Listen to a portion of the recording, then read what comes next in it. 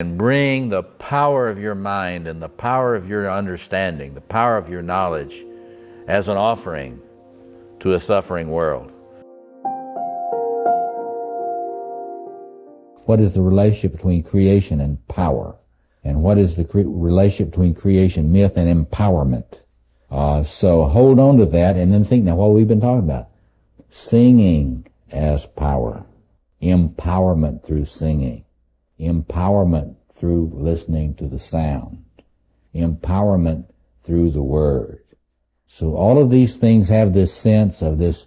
What you've got to try to get a feel for today is the incredible fullness of power that these creation myths are trying to communicate. We contacted at the time of creation. Let me just suggest to you a format for what we do today. How I'd like us to proceed.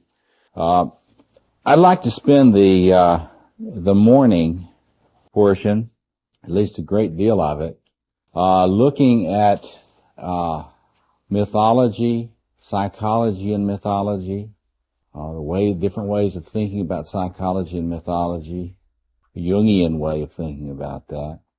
I'd like us to do some phenomenology of creation mythology.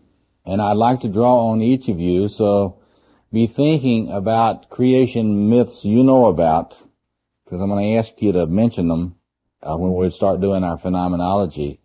And also, your assignment is to be thinking about themes, major motifs in creation mythology that you know about. Doesn't matter if you just know about one. Think about the one you know about, and we're going to put up themes so that we can be serious about our phenomenological reflection. Now, Jungian, who is true to Jung's heritage, will always do phenomenology first. In fact, you'll do phenomenology before you do history, which Jungians get criticized for some good reasons. But in other words, so we want to put our phenomenologist hats on after we talk about some of the issues involved in this kind of study and why we do it. I mean, why bother? Then I would like to spend a little time this morning talking about someone that I think is very important. In fact, I'll talk about two people that I think are very important. I'll talk about Joseph Campbell briefly, but I will talk more about Mircea Eliade, who I think is a person who, because of his introversion and tendency to be a recluse, really has not received the appreciation anywhere, really, that he deserves, and especially in Jungian circles. It's one thing to name his name, and another thing to look at the enormous significance of his work for what we're doing today. So I'm going to spend some time talking about Eliade's way of thinking about this in relationship to humans, in relationship to the human soul, the human psyche. And then, depending on how far we can get with that, if we get through with that before lunch, I'll be happy. If we get through with that and leaving some time to get into our beginning of psychological reflection on this stuff, that'll be fine. But we'll just see how far we get. And this afternoon, I would like to talk about this mythology in the light of psychological and particularly psychoanalytic reflections. Now, I want you to be thinking about how classical Freudian thought might illuminate some of this stuff that we'll be hearing as themes, and how other systems of thought, self-psychology particularly, would illuminate this, and how Jung's thought would illuminate it. We're going to look at some different perspectives on it. And then we're going to be focusing in on the issue of the self, the structure of the self, the forming of a self. Why do people talk about this self business so much? Doesn't everybody have a self? And if so, how do you mean that? And is there such a thing as developing the self? And we need to talk about it because We might even speak of creating the self, building the self. And we have to, this afternoon we'll have to be clear about, well, are we talking about the big S self or the little s self here? And so we're going to be thinking about more, some of you were here the other day when I was lecturing. We have to think about relationships between blueprints for the self and the project you are involved in as you seek to emerge as a self. All kinds of assumptions that I've got, you see, that I've built into those comments. Now, I had the opportunity yesterday to speak to the Oasis conference on Joseph Campbell about the significance of mythology for the world and the continuing significance of the study of myth. And I'll touch on a couple of points that I made yesterday because it's important for us. Then I'll relate it much more to psychological issues. So let's start off with that. It should be clear to us that at the outset that it is not agreed upon today either what myth is, how it formed, what it's for, what it isn't for, how important is it today, if at all, what is the best thing for human beings to do with myth? Is it better for them to get rid of it? Is it better for them to find their myth and live their myth? Is it better for them to use myth as a laboratory to study the human self? If we do a real good psychology based on mythology, then can we throw out mythology after we have studied it and figured it all out? Say we accomplished that? Or is mythology something that is so essential to human being that when you get the idea that you're doing away with it, you're being possessed by the mythological imagination and you get inflated and insane in various ways, which the peoples of the ancient world all understood, but modern people do not understand. See? Think about all these things. We'll be talking about this today with particular slant on creation mythology, but it really matters what you think about these things. In other words, it's not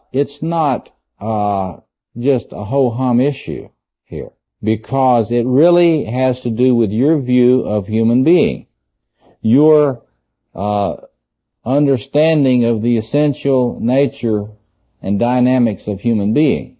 And where you stand really has enormous implications for how you view psychology, how you view psychotherapy, how you view politics, how you view our planetary problems, and all these things. And so let me just articulate something about the tradition that I believe Jungians are in, and if they're not aware of being in it, they need to be aware that they're in it. So let me just say that I believe that the tradition that Carl Jung represented on this stuff is a tradition that began with the German anthropologist Adolf Bastian, who worked a great deal in the 19th century to argue the psychological unity of the human species. He was an anthropologist in Berlin. The chair in anthropology at the University of Berlin was named after him in the formative years of anthropology in Germany. It doesn't, to Jungians, it doesn't sound like a big deal, but to assume that there is a psychological and spiritual unity underlying folklore, underlying what he called folk ideas, elementary ideas of the people, is a controversial idea. Always has been controversial. It is extremely controversial today, and in the major universities, they think that anybody that believes that there is some sort of psychological and spiritual unity that issues out of the human psyche and issues forth in myth and religion and so forth, folklore, there's a tendency to assume that those people are really crazy, idiots, stupid, at least. Unless they happen to be Claude Lévi-Strauss. And there are some people that can believe things that sound very Jungian, and get away with it. So in other words, if you're a French structuralist, it's less controversial than if you're an American Jungian that believes in the collective unconscious. But for the most part, even Lévi-Strauss made people nervous. And so he's not all that influential in the interpretation of myth today. Two major figures in the study of myth, Joseph Campbell and Mircea Eliade, stand in Bastian's tradition, in a strong way. It's no accident, I think, the affiliation of Jung with, in people's minds with Campbell and Eliade. Because they have a common heritage. And the heritage has this assumption. Mythology issues out of the human spirit, the human soul, the human experience. There is some sense in which it is a natural expression of the human. You get someone like Ernst Cassirer, the great philosopher who wrote a 3-volume philosophy of symbolic forms, which he talked about the mythic imagination, which he assumed to be grounded in the human soul, the human psychological functioning. These are similar assumptions. So a contemporary Jungian who looks to Campbell or looks to Eliade and finds some common attitudes there, is simply recognizing a kindred spirit in this tradition. Now let me talk a little bit more about the issues involved here. If mythology is an expression of this species, let me just put it more in a statement. It's my assumption, and I believe that it's consistent with Jung's thought, that human beings could be called the animal which mythologizes.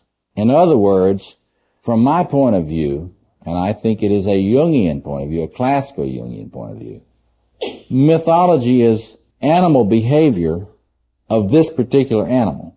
So, in other words, I think if you look at mythology in a way that's consistent with this tradition of thought, it will help you be clear about why we do what we do today. If you simply say, human beings are a certain very special kind of ape, and one of the things that makes this ape special is it mythologizes. Wherever it is, you can just put it anywhere. You can put it in Sumatra, you can put it over here in South America, you can put it over there in India, and wherever you put this ape, called Homo sapiens, put it down, it will mythologize. That's demonstrated. There's nobody that's going to seriously argue that is informed. Argue against that is informed. So, someone like me then will simply take this theme in Jung's tradition and this wider tradition and say, okay, so mythology is behavior. It's expressive behavior of this animal. And so as a human scientist, I am not going to look at mythology with any less interest than I will look at any other expression of human behavior. I'm going to look at dreams. I'm going to look at aggressive behaviors. I'm going to look at affiliative behaviors. I'm going to look at all these. And I'm going to look at mythologizing behaviors. Because I'm going to assume that they're issuing forth from this species. From this particular species, this particular form of primate. And I'm going to look at that and I'm going to try to figure out why is it that this animal does this? And what does this mean? In the same way that I would look at, the swallows flying back to Capistrano, I'd want to know why do they do that? Now, I'm studying birds, and by golly, they fly back to Capistrano. So let's get serious about trying to figure out how this is an expression of this species of bird. Yes, Mike. Like ascribing meaning to what ordinarily would be chaotic events? Well, it is, well, see, this is the issue. Now, see, I'm saying to you, be clear today.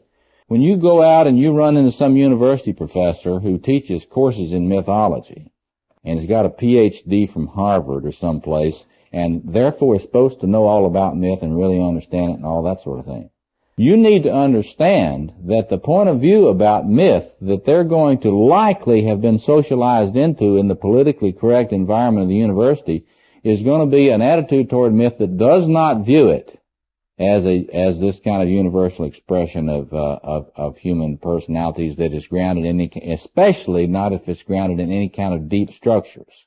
There's going to be a sort of a political, sociological, political, reductionistic, environmentalist, diffusionist interpretation. Finally, if they're really sophisticated, they will have become deconstructionist, and they'll tell you why no structures of meaning are structures of meaning, and that they're all created in the moment and have nothing to do with anything else. And therefore, there is no real basis to build any systematic theory of mythology on, because meaning is what you say it is. And they will say this in such beautiful French conceptual forms that you will be so intimidated that you will tend to say, God, I didn't realize how stupid I am. I really thought I knew a little something about mythology and its role in human life, but now I know that was totally pretension on my part, and that this person with all these credentials really understands. So I should throw out all my Campbell books because he's not popular with those people, and throw out all my Eliade books because he's not popular with all those people, and they don't, so forth. I'm serious about that, and, you can laugh about it or get really angry about it. I prefer to just kind of laugh about it, and talk about them to their face when I can, but anyway, the point of it is, just be clear about this. The point of view that I'm going to be arguing for and articulating today is consistent with this tradition from Bastian, through Eliade and Campbell and others, through Jung, through Anthony Stevens, and people like him, and other people who continue to believe that there is such a thing as an objective psyche, that there is such a thing as a collective unconscious, that it is species-wide, and I and some others believe that we can explain the reasons why that myths are not the same, that all structures in myths are not the same. And we're going to be getting into that today. Why don't all creation myths emphasize the same things? Apart from deep structures and collective unconscious and fragmentation. Yes. Freud, absolutely, but it's a very mixed bag there. Freud really emphasized mythological collective elements in the unconscious until Jung started really pushing that. Subsequent Freudians, they do not want to admit that they are pushing collective elements in the unconscious. And now they are pushing it even more than ever. And this afternoon we can talk about their recent discovery that there's a blueprint in the self on which the human self is developed, that is prior to personal experience. But anyway, you're absolutely right. Freud was fascinated, you might even say compulsively fascinated, with mythology. Based the whole thing on a very limited myth. But I would want to be the first to say that Freud was certainly right in pointing out Oedipal issues, that Oedipal themes, as you will, if you study creation myths, Oedipal themes come up a lot in creation myths, and it's not just the Greek creation myths. Yeah. Mike was talking about these patterns and the chaos. Doesn't synchronicity also played in there? Because I was just thinking how much we might need heralds to get emergent for the pattern coming out. Yeah. And again, that would be something that they would want to die and kind of also say that was it. Yes. That's right. She's saying that contemporary concerns with synchronicity and chaos, such as that my colleague John Van Enwick has been working on, point to these great integrated themes too. But typically a lot of people in some of these intellectual circles are not that they're not into constructing great systems of thought. Today is not the day where it's popular to do systematic thinking. There used to be a time in philosophy where it was popular to do large integrative systems. Hegel, for example. Whitehead was the last great. Whitehead's thought is the last great metaphysical integrative system. Now in philosophy, it is popular. The real popular thing is to break everything down to bits. See what I mean? You can't even talk about this stuff without me. So anyway, let me go on because we don't want to belabor that too long. Let me just continue on a minute and hold on to your questions, and we'll come back and pick them up in a minute. But anyway, so if you take what I consider to be a view of myth that is grounded in this tradition, then we have to remember this thing that Bastian started. We look at these expressions in myth wherever we can find them, and we say, now what are the elementary ideas that seem to come out of this hardwiring? And so if you get one set of myths that raise these themes, and you get another set that raise these others, and you find some overlapping with different traditions, then you start saying, wow, we better start doing some wide studies in world mythology. In other words, why study world mythology? Why not just study Greek mythology? And so you start thinking, well, could it be that there will be some important human themes that emerged in Indian culture that did not get selected out in Greek culture, and so forth, Native American culture, so forth. And so if you view the world of mythological productions in a way that is parallel to the way a Jungian today would view looking at dreams. For example, someone like Louise Motti, who is very interested in dreams around the world on particular issues. She is interested in knowing, for example, if she's studying dreams about nuclear war, she's not just interested in having people in Kankakee dreams. She would like to know the dreams of people in Russia, in Japan, South America, and so forth on these issues. So she can put all these things together and look and see if you can talk about the way in which the psyche of human beings in different cultures dream about these issues. So we would look at this in a parallel way. In other words, you don't throw out mythologies. You don't ignore mythologies if you can help it. Now, this gets us to a problem for our community today, our Jungian community, and I don't mean just the analyst. I mean, there has been in recent years, de-emphasis on serious comparative mythological studies. I mean, serious comparative mythological studies, where people really spend some time digging through the available materials. This is a time when we have more resources in this than we've ever had before. And this is a time when so many Jungians are doing other things other than working on trying to study these materials from the collective unconscious. I think I like to say to people, when I went to that Paris International recently, there were very few papers that addressed any serious research into world mythology or world ritual or so forth as scientific databases.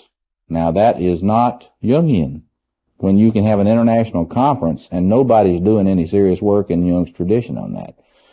So the challenge for us in the next 50 years is for us to have people seriously broaden the mythological databases from which we look at things in a psychological way. We're too dependent on Greek mythology in the Jungian community. And so we are now doing a lot more with Native American, and that is good. And that will broaden things out. I've been sort of immersed in Navajo mythology in recent years. But so there's an enormous challenge here for us to widen if you believe that these traditions have psychological wisdom, psychological understanding that we can put together and study synoptically and come up with more understanding of these deep structures, then the study of mythology is important. It's a tremendous challenge. Now, somebody had a question or comment before we go on. Mike, did you want to say something? I'll see if I can get a hold of this. It was sort of on this question of meaning. I don't see that, because there seems to be like as if there has to be an a priori existence of meaning, as opposed to human beings describing meaning. Like there's two camps. That's right. There are many camps. There are camps that say there's no such thing as meaning. There's enormous difference. Has enormous difference for clinical purposes, for psychotherapy.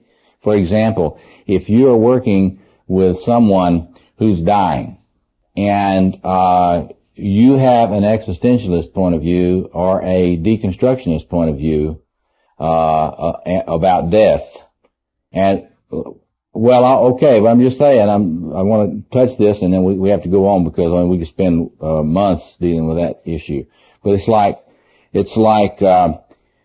if there is no human wisdom about death that this ape has figured out over 1 million years, that is somehow within, then it might be a little more frightening to face death. If you had to reinvent it all over again, and there's absolutely nothing you can learn from listening to your dreams that connect you with the wider tree from which you have sprung. So it matters greatly. The tension between an existentialist, a reductionist existentialist view of meaning, and a Jungian approach to meaning is radical. It's a radical gulf there. Okay, but let me go on now. So this is an enormous challenge, and of course it's very overwhelming. Let me suggest that one of the reasons that people stay away from this stuff, and actually stay away from Jungian psychology, is because once they become aware that in order to do Jungian work on these issues, you really have to do cultural studies, and you can't just go to a Native American dance once or twice, or like some of the New Age types do. They go to a festival and get a feather, illegal feather usually, and do a few little things, and they think they've got Native American stuff down, but never doing any serious work in any particular tradition. That is to say, getting really deep into Navajo, or really deep into Apache, or really deep into Sioux mythology and so forth. So this is a magician issue in my view. That is to say, if your magician aspect in yourself is not real self-confident, if it has not been nurtured and blessed so that you feel capable of moving around in all this stuff and not getting lost, then when you run up against this kind of challenge to study mythology in order to inform the way you think psychologically, you'll be a little overwhelmed by that. Some of you will be overwhelmed, others will be overstimulated. You'll think, oh my God, what a banquet. Can't wait to get my fingers into it. Which one am I going to start with first? See? And those are really different responses. Some will be just totally overwhelmed, cut off, and they'll decide to become a behaviorist. Then you don't have to think about anything much, Well, when they come to me and they tell me what they want to change, I can help them do it. Right. A lot of us psychoanalytic therapists could learn a little of that, because often we can't tell them how to do anything. So I'm not knocking behavioral therapy. I'm just talking about the attitude toward myth. I mean, you get into something which does not require too much complexity of thinking. You can reduce to simple schemas, behavioral schemas. And what I'm suggesting to you is that this is something you got that is a real factor in human psychology. This tendency to be overwhelmed and then move into simplification quick. Let's move into, if it's true, it's got to be simple. You run into all these people say, well, I know if it's really important and it's really true, it can be said real simply. Well, that's a sort of a discouraged magician talking, you know. I know that running an atomic plant has got to be easy. That's sort of the American or the Russian view, actually, of running atomic plants. Okay, so in other words, this is a big problem, and I have a particular interest in this these days. Some of us in the room work a lot with men's groups and so forth, and there's all this ferment around the country and now around the world about mythopoetic stuff with men. And so it's a big problem there. These men who work, they're not college professors, many of them. They are men from all walks of life, and they run into this issue that mythology is important. So how do you deal with that? Say you have a men's group, it's 10 men in it. Well, isn't this something that's far beyond their ken? They could never begin to work with mythology. I mean, after all, ordinary folk who actually work for a living, you know, can they have anything to do with myth? And so the fantasy that a lot of people have about, we'll get off this and go on in a minute, but the fantasy that a lot of people have is that if you're into mythology, you have to have that big 2-volume dictionary that Wendy Doniger just helped to edit from the French guy that's, cost you a couple $100, and that's where you start. See, and if you're intimidated by that, you might as well go to some other school of thought. But I came prepared today to show you that this is not exactly the case. I am for the tape I'm holding up the Cliff Notes on mythology. So all of you people out there who are intimidated by all these folks who like to parade themselves as great scholars of mythology, there are Cliff Notes for you. In other words, if we're going to have an impact in the world, we have to have a little more populist attitude about this. That is to say, people have to be encouraged that, yes, even you, even I can study mythology. And I'm not just joking here. This is a fine little introduction.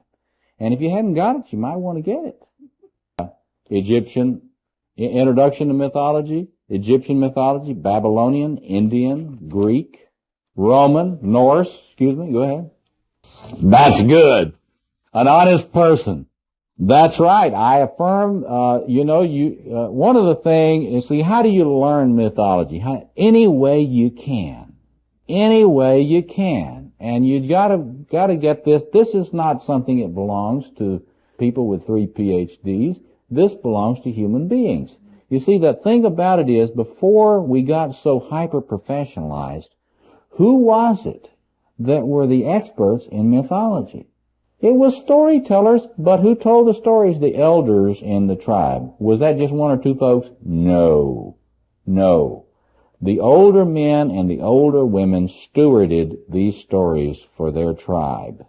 And that means for us, if we were to model that, and I think we must model that today again, that means that every carpenter and every bricklayer and every steel worker and so forth and so on, every waitress, every so-and-so needs to have, in my view, not one mythology that they study.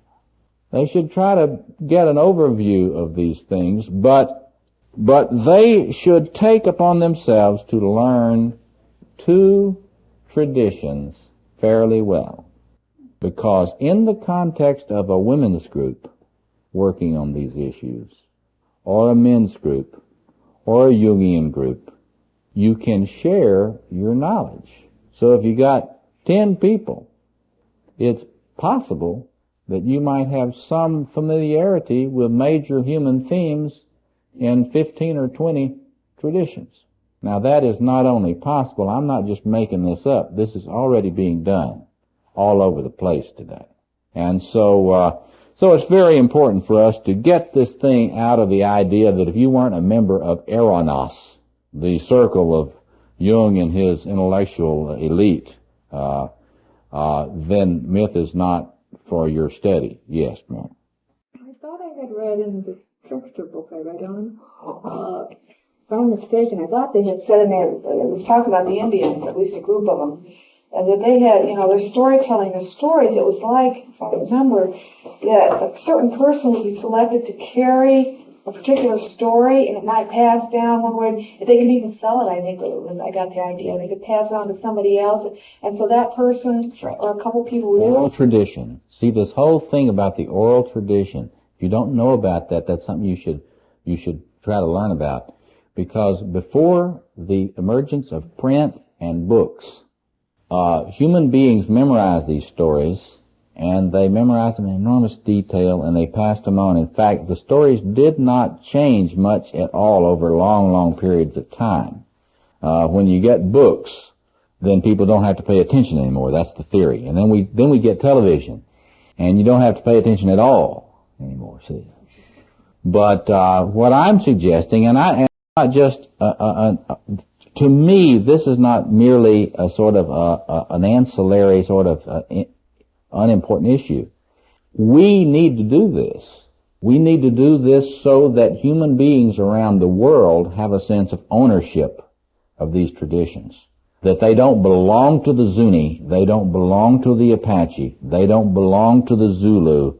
That these peoples have stewarded them and kept these Old Testaments for the world community. We need to cultivate that attitude, and we need to do our part. So when we're studying mythology, if you see it as important as a key to understanding the human potential, the human psychology, the human spiritual trust, then it is a part of all of our common task to do. And this is why it's exciting to see what's happening among working people throughout the United States. Yes? In my head about how do you go out and preach the gospel to every creature. Yeah. And there are two places I can think of, really archetypal places, where myths occur that I'm familiar with. One of them is in my deer camp up in Camden, Arkansas, where we got a group of guys, and it's the most exclusive club in the world. You can get in if they like you, if they don't like you, don't get in. And that's it. And I'm not going to ask you what happens if you come up the trail and you hadn't been invited. Seriously. Back down. Yes, that's right. The other is a union hall, or its larger area, the industrialized plant. That plant has got myth running through it, and you sit at it, you scratch your head, and read it for 20 years, while you say, "My God, there's turrets." Yeah, that's right. And then if you get into the more formalized area, where you get into the union hall. And you read the papers they turn out, you see the material they're turning out, and you say, wait a minute, I was there with those events. These aren't those events. But they are the same events that occurred 5, 10, 15 years ago in this same plant, as it is turned out. Now you're talking about the mythological imagination, the way human beings can't stop mythologizing. That's right. You said man who said mythologizing animal, I thought, my word, that is entirely right. But women too. But in both places, I would find myself helpless to be able to talk about it enough. Yes, but see, the thing that you need to be aware of is that what is happening around all over this country and increasingly other places is that people who would have been 50 years ago intimidated by any kind of study of myth are studying it with great enthusiasm now. And I'm just suggesting that what worked for 1,000,000 years, we might want to take a look at that. It might be a good idea not to let a bunch of puer, would-be successful professors be the only ones that get to study this stuff. I mean, it might be a good idea, and we'll see later today why not only is it a good idea, not only can we do it, in my view, we better do it. And we better do it sooner rather than later because myth, as I will argue this afternoon, is getting into and relating to the mythological imagination is one of the very few, maybe you can think of others, I have a hard time thinking of others, but it's one of the very few ways in which you can connect with grandiose archetypal energies, gold energies, in your psyche, and thereby not be depressed, without having it make you crazy, without it having it turn you into a psychotic or an addict, or move into a depressive psychosis.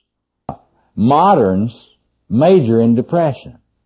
I mean, if you're really culturally modern, the probability is that you are severely depressed. A lot of sociopathic, especially if you do not have the financial means to afford to be very depressed. And folks, one of the things I recommend to those of you who are culturally middle class, and upper middle class, is to go out and spend some time in working communities and in the mental health centers in the working communities and see where the folks have to struggle. Because these are heavily dominated by class. A lot of these issues are heavily dominated by class, and we have to move against that business. I mean, that cannot, psychology cannot be allowed, psychological sophistication cannot and should not be allowed to simply be the province of those who have some money. And that can be changed and should be changed, is not being changed now. Okay. Yes. Relativizing religion. Seems to me that the great difficulty, which you haven't touched on yet, is that we are prepared to regard Navajo myths as their myths. Yes. But Christianity, that's different. Well, that depends on your hermeneutics. I have a whole series of lectures on tribalism and human spirituality, which the Institute has. And what I think about that is in that series of lectures. And it's a complicated business, but I'm not interested in becoming a theosophist. I have nothing against the theosophists. I think they're an interesting group. But I don't think the answer for our planet is a new theosophy where we get all the myths together and then we boil them and we have myth soup. I don't think that's the answer. I think every tradition must steward its uniqueness.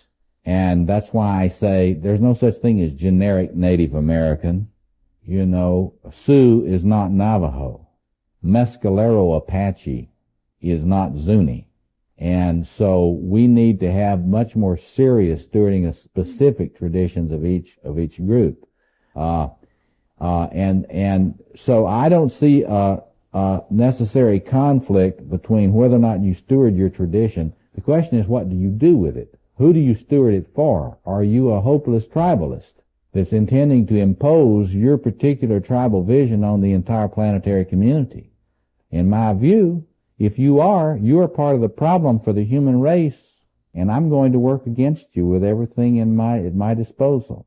Because tribalism is the cause of the greatest threats of history, the greatest Holocaust in human history, and it is right now threatening all of our safety in this planet. So if we don't come up with a way in which we can honor people's diversity and have them bring their tradition for the widest human community, we don't have a chance. And I mean in the fairly short run with nuclear proliferation going like it is. So this stuff is not simply academic, a nice little Jungian preoccupation for the Jungian institutes and these friends of Jung's groups to major in and have as their tribe. See, what we need to be doing is seeing that this is human psychology, not Jungian psychology, and that this is for everyone, and we have to be about trying to make this available in a wider way, and that's why Jungian institutes have public programs and don't just train psychoanalysts, in my view. And why we put so much energy in this institute into this. We believe that this is for everyone, not just for somebody that's going to have a high-priced clientele. So anyway, let's take a short break, and then let's come back at 15 after, and we'll get into you're going to give us your phenomenology of themes and motifs and creation myths. We'll let you display your virtuosity here. Let's give the examples that you're familiar with about how the world came into being. And this, if you've got some different traditions that you can draw on, let's just get a few of those out. There are so many of these things. Let me recommend that you look at Charles Long's book Alpha, Myths of Creation. And here's a little book that the Institute is selling on creation myths by David McLagan, Man's Introduction to the World. It's a good little survey and lots of pretty pictures, which are not irrelevant if you think that the structures and images that have been created have significance. But anyway, there's so many of these things, but let's get a few out. So let's just have the courage to be imperfect, and let's name the tradition and then say how the world was created, just in terms of the fundamental image of creation. Anybody? Just name the tribe or the tradition. And Joseph Campbell told about the creation story. Africa is told by the snake. The story is told, the creation story is told from the view of a snake. Okay? Snakes often appear in these stories. Others, we all know the Genesis creation stories. That was made up to the heavens. And I believe that's how, from the heavens came, the creatures, basically. A web was made up to the heavens. And the main characters were the spiders and the ants to start with. They were the first sort of beings, so. Okay. So there was a web of creation. It was an African story, a web of creation, and the first creatures came down, climbing down the web. Others, the Greek egg. Another one, this whole idea about the creation of the world from the egg is a very, very wide-ranging image that you see if you study creation myths. That is an image of undifferentiated unity and potential. Now, that's very widespread. Yes, back here. Originally about song. That it's in a book called Songlines by James Chapman, and that the beings of creation came down into the earth and sang every living rock and being. Let me say this for the tape before you go on. She's talking about Australian Aborigines who have a view of the earliest creation being by singing, of the world having been sung into existence. Go ahead. So as a result, each person is given a song that he or she will put with him and pass on, because if he does not, then a piece of creation has been lost. Isn't that a powerful image? Now, give me the name of that book so that I can put that on the tape. James Chatwin, Chatwin, Songlines, one word, about Australian Aborigines' view of creation. Let me say a little bit about singing. It's very intriguing when you start studying comparative creation myth, because singing very often is a big important aspect of creation. You see this a lot in Native American traditions, particularly the view of the medicine persons as singers in a lot of the native traditions. I'll tell you a story about that a little bit later, but let's get a few more of these out. And if you want to recommend a book, we'll put that on the tape too for people. Other stories, other traditions, yes. I may fall flat on my face because I have a feeling there's going to be some people that are going to know an awful lot more about it. Well, go ahead and fall flat on your face. From a Hindu art book, I began to get the idea that there is a Hindu belief that the world emanated from sound. And at first it was the unstruck sound, and then the struck sound into light, and then into primary color, and from color into geometric form, and then to form as we perceive it. Okay, she's talking about the Hindu traditions of the world forming from sound, and that gradually the world, from this sound, different structures and different aspects of being emanate. Now that is let me just say a word about that. That's a very widespread notion, particularly in the East.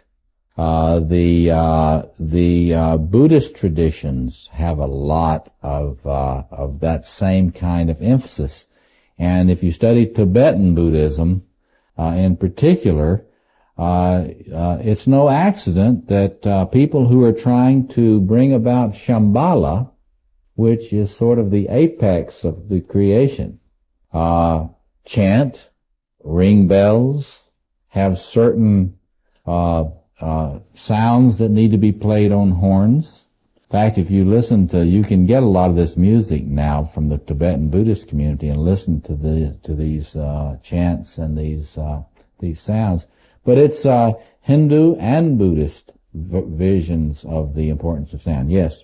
It all to do with, in the New Testament, it says in the beginning was the Word, and the Word was God, and the Word was of God, I think.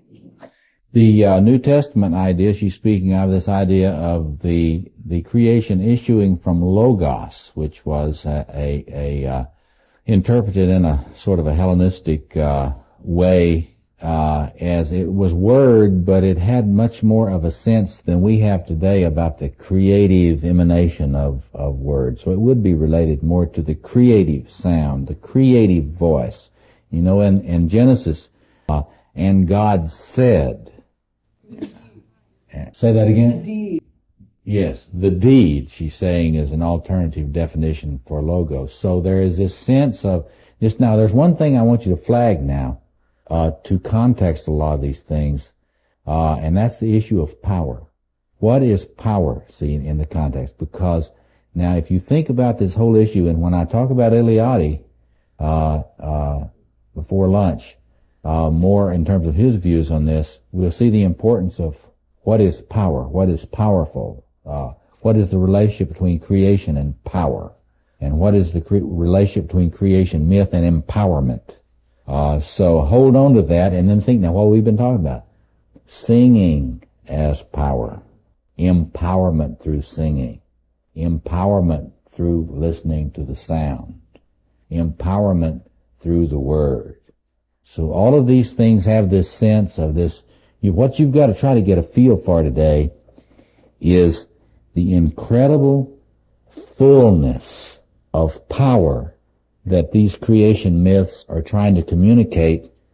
We contacted at the time of creation. Yes? So you define to that the wind, the breath.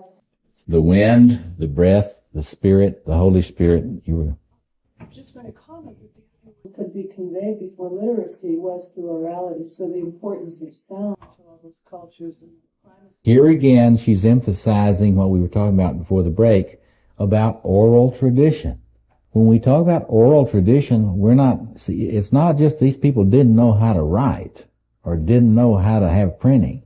That doesn't get it. You got to have a sense of their understanding of the word, the voice, the breath of life, the breath of creation, and this sense of incredible potency that is so powerful. The parallels that we have today, you just have to think, we have to think about some metaphors later today for this kind of power, for an experience. Hierophany, cratophany. Now, remind me to come back to hierophany, cratophany, all these, epiphany. What do we mean by epiphany? And because we've got to have a feeling for that today. You've got to try to get a feeling for that. It's not enough to think about it. You have to try to feel that in your body, what this kind of power is, because this is what this creation stuff is about. Yeah. Hierophany, epiphany, Christ. Kratophany. I will put them on the board later. Okay, if you just remind me. Yes. What about starting over myth, like in Noah in the ark? With that, it's not starting from. She's raising this issue of starting over in sort of the issue of recreation. Now, hang on to that. You've just put your finger on one of the most important themes that Eliade emphasizes and talks about. And we're going to have to ask the question, today, this morning, when we talk about Eliade about that, so don't let us forget to come back to that.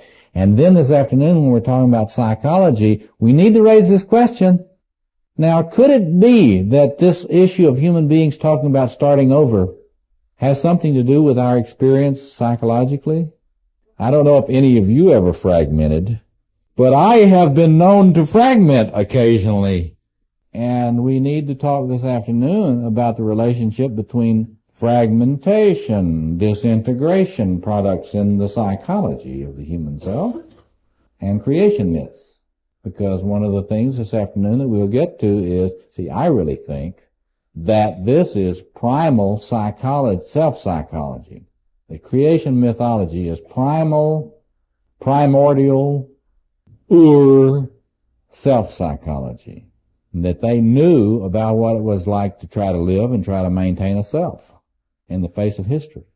And in the face of all the traumas that we run into every day, like trying to find a parking place, you know.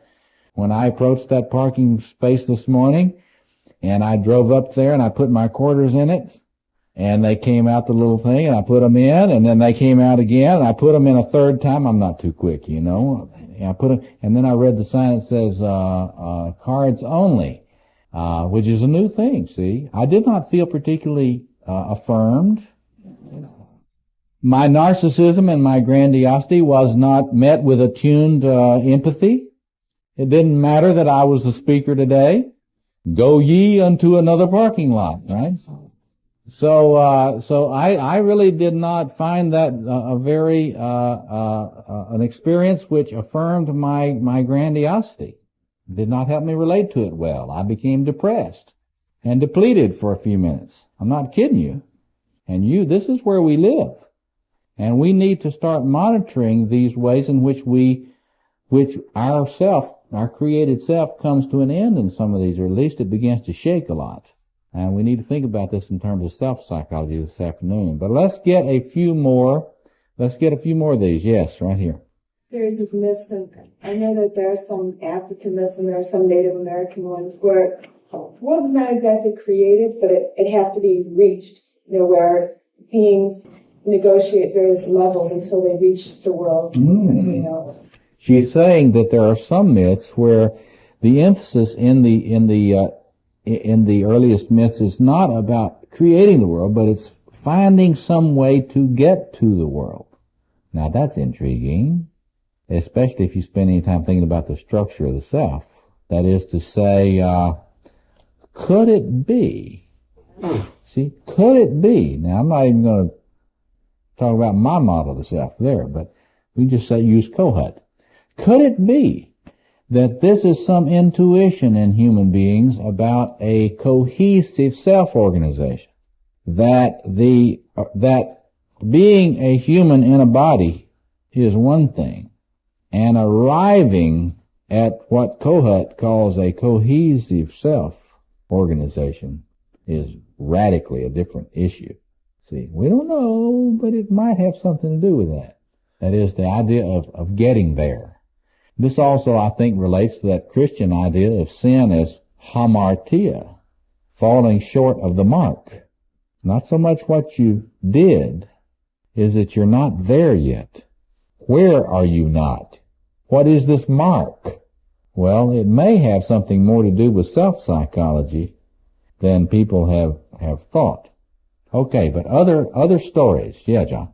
Well, this is a creation myth that relates both to fragmentation and sound, and that's the Big Bang Theory. He's talking, John is a scientist, he's bringing up this Big Bang Theory as a myth. That would take you, if we had time for you to talk about that, we could talk about that all day, couldn't we? The mythological elements of different cosmologies in contemporary physics. There's alternative theories now. I was remembering creation myth of the 40s, which I had, which was, the world spun off the sun, the planet spun off the sun. I think there's continual revision of mechanistic, I guess, creation myths. Okay, John is really highlighting this, and we don't have time to really do much with it today, except just to record that cosmologies and contemporary physics, if humans tend to be the mythologizing animal, that will express itself in their physics, their images of paradigms in physics.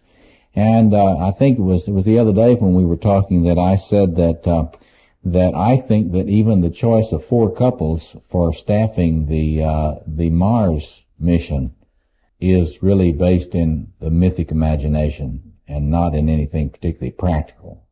or scientific, but is a mythical underlying layer in scientific reflection on this. Okay.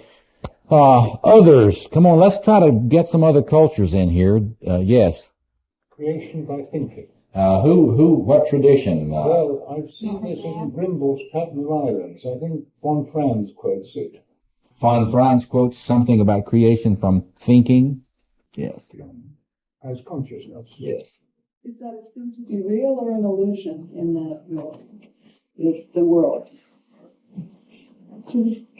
If the world is created by thinking, sorry, if the world is created in this myth by thinking, is the world considered to be an illusion or something that's manifest? No, it wasn't the world actually. The world was created, and then the primal, in this myth, the primal God, who later disappeared, thought and had the concept of a man. Yes. Did he not? And then he thought and had the concept of a woman. Yeah, the question for the tape, the question is being raised about if thinking is the origin of the world, then is the world an illusion, or is there some sense in which it's real? We should say that there are different traditions about this. That some view that when the high god or the primary god or goddess thinks the world, that it is a sort of an illusionary thing, Maya, that it is sort of the dance of illusion, a dreamlike thing that one wakes up from. Others, though, it's the divine imagination idea, that creativity is grounded in the divine imagination, and so in God's thinking things, they come into being. So there is that motif too. So there are both of those sides of that thing. And of course it would have to do with one of the things you always want to ask in any theory, what is their view of bondage of the soul, and what is their view of liberation? Because usually they have some understanding of what binds the soul from its goals and what could liberate it. So all these ideas of Maya, illusion and so forth are parts of their psychology. Okay, other myths, other traditions, yes. I just heard yesterday as the creator as both male and female, and the male created the heavens and the earth, and the female created life and the female aspect of the creator, and then and made a mistake, which who did? The female did. We are imperfect, but therefore it's okay that we're imperfect. So it really has a forgiveness component. Yeah. She's talking about an African myth at a conference yesterday about division of duties by male and female in the creative process, which we might note in terms of motifs. That's a big theme. Gender issues, usually a very heavy theme in these creation stories. How did the relationship between the genders get set up? What happened? And if it's been told from a patriarchal perspective, very often you find ways to blame the things that go wrong on the female. And we've heard of that somewhere in the Judeo-Christian tradition. Otherwise, have we? And this afternoon, if you remind me, I will comment on how that sort of fearful, panicky fantasy on the part of the male psyche can probably be explained in terms of the structure of the cell. But anyway, others, yes. Well, it's probably a good time now to bring up the Egyptian myth of Isis and Osiris. Yeah. And as far as I understand it, the masculine is recreated by the feminine. Mm-hmm. I think it's one of the only myths I know of where that actually happens in that way. She's talking about the Egyptian myth of Isis and Osiris and emphasizing the regeneration of the masculine by the feminine. Anything else you want to add about that? Egyptian myth, if you want, Egyptian mythology is so wonderful because one of the things I love is looking at these really, the older go back as far as possible, get the oldest possible traditions which you still have information about. See, a lot of our traditions have been wiped out, and a lot of the information has just disappeared. But we have a lot of information about Egyptian traditions. One of the ones I like about the Egyptian tradition is this thing about that was the Memphis theology, from Egyptian mythology, and that is this idea of the egg. The Egyptians also have this thing about the golden egg, and from it, different couples of gods coming forth. And that is the beginning of differentiation and gender differentiation, different roles, different kind of human experiences come out of that egg. You get a lot of very old African mythology that we still have some awareness of, and much more work is being done on, from the Dogon to the Yoruba to the other tribes. But again, one of the reasons that I like to study Navajo traditions so much is that we have a lot of that stuff has been saved. I mean, we have enormous amounts of information about the Navajo mythology of creation and all sorts of other traditions. So some of these traditions are there for you in a richer way than others, and Egyptian is one of them. Others, and then let's get a couple more in, and then let's move to summarizing some of these motifs, and then let's turn to Eliade and get some of that Eliade stuff in before lunch. Yeah, Mike? Yes, I'm going to put that up in just a minute. Yeah. I don't know how this, this is just a favorite myth of mine. I don't know if it's a creation myth or not, but the concept of the word, or God gives man the word, and then at some point man, when people break the word and then are isolated from, banished, and then the journey back, this kind of thing. It seems to be sort of... It's a little Judeo-Christian, little ancient Near East there. Now, one of the things you want to remember in this context is this paradise fantasy. Paradise fantasies are very widespread. The archetypal garden stuff is related to creation. And there is so much good scholarship that's been done on garden, paradise, images, and so forth, and they're all related to this kind of tradition. That is, when things were plentiful and rightly ordered. Back when things were plentiful and rightly ordered, see. So there's that sense. Any others that you can think of before we move on? Yes. Where to say this comes from, maybe my own imagination, but... We're going to have a creative myth, as Campbell would say here. Go ahead. But a sense of God giving birth to the world. Birthing. I think there are many traditions in which this is in the context of birthing, and we're probably going to find a lot more of those when a lot more of the research into images of the feminine, the goddess contribution to creation. Well, look at Alpha Myths of Creation by Charles Long, and continue to get some sense of these things, and look at the book by von Franz on creation myths. It's a set of lectures she gave at the Institute in Zurich, Switzerland, and it's very provocative. She was is a wealth of information on these things, and is a good model, I think, for us. Von Franz had a lot of background in the study of the classics and mythology, and that's one of the great contributions she's made to our community and has continued to make. So look at her book on that too. Now let's do a little bit now on motifs that you see coming in these stories, and you've lifted up some of them, and this gender issues, and the whole issue of the conflict between men and women.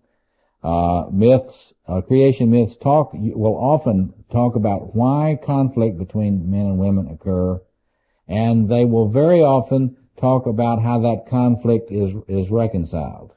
And they're just wonderful stories about, the men decided that women were a real problem, and so they just went off by themselves, and they just decided to just do without women, blah, blah, blah. And then they began to wonder about this, you know.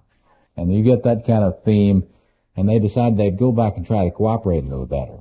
And so you get vice versa. You hear stories about that. So what other issues, motif, themes?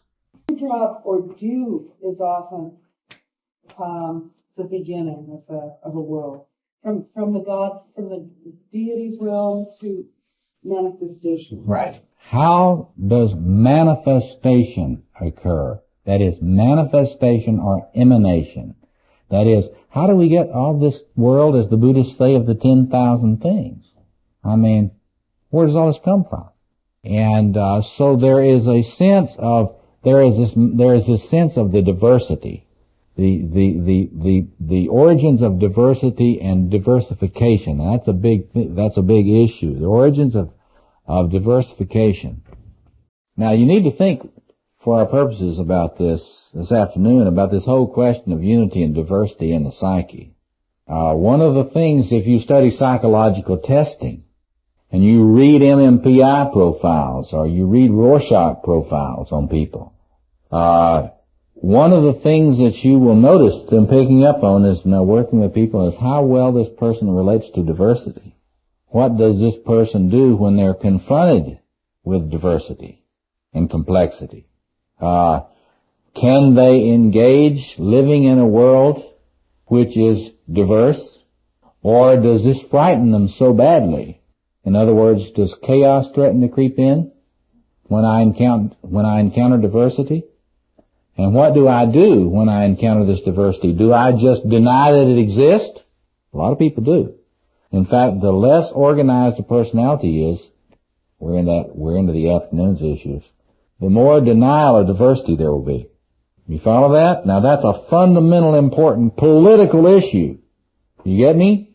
Because we better help people deal with diversity without fragmenting in the world. Because when you don't, they retreat into fundamentalisms, which are attempts to oversimplify in the face of diversity. To maintain what? To maintain the structure of the self. That is, I cannot continue to function if you tell me it's that diverse. So don't confuse me with the facts about the way the world is.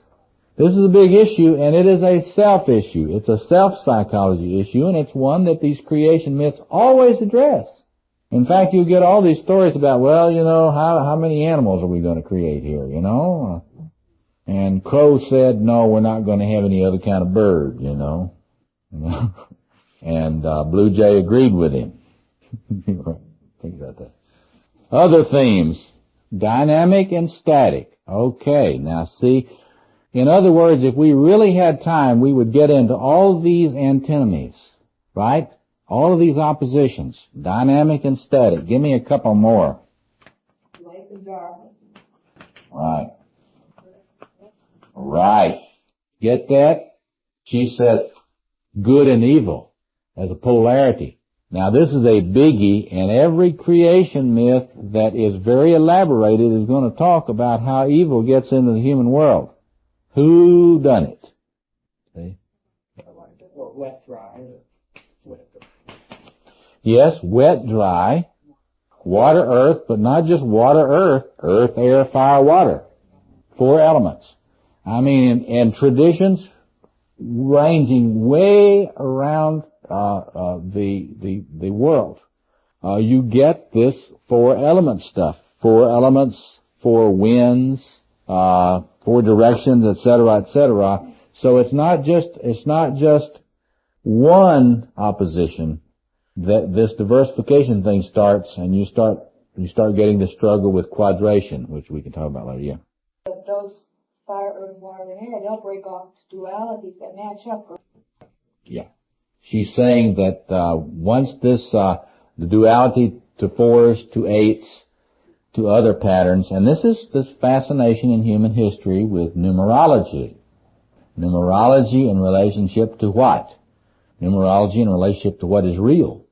See, one of the things, we'll get into Eliade, and we're going to have to get into Eliade fast. But he talked, the issue, creation is always related to what is really real. See? And so whenever you're looking at any of these mythological motifs like numerology, that's talking about how do you connect with what is really real in the structure of things. Because there's an assumption that. Yes, certainty and uncertainty, but there's really, this is all in that area of dynamic principles of yin and yang, and the dynamic principles of chaos and cosmos. And we have to ask the question, they're always talking about this relationship between chaos and cosmos. And a lot of people have thought that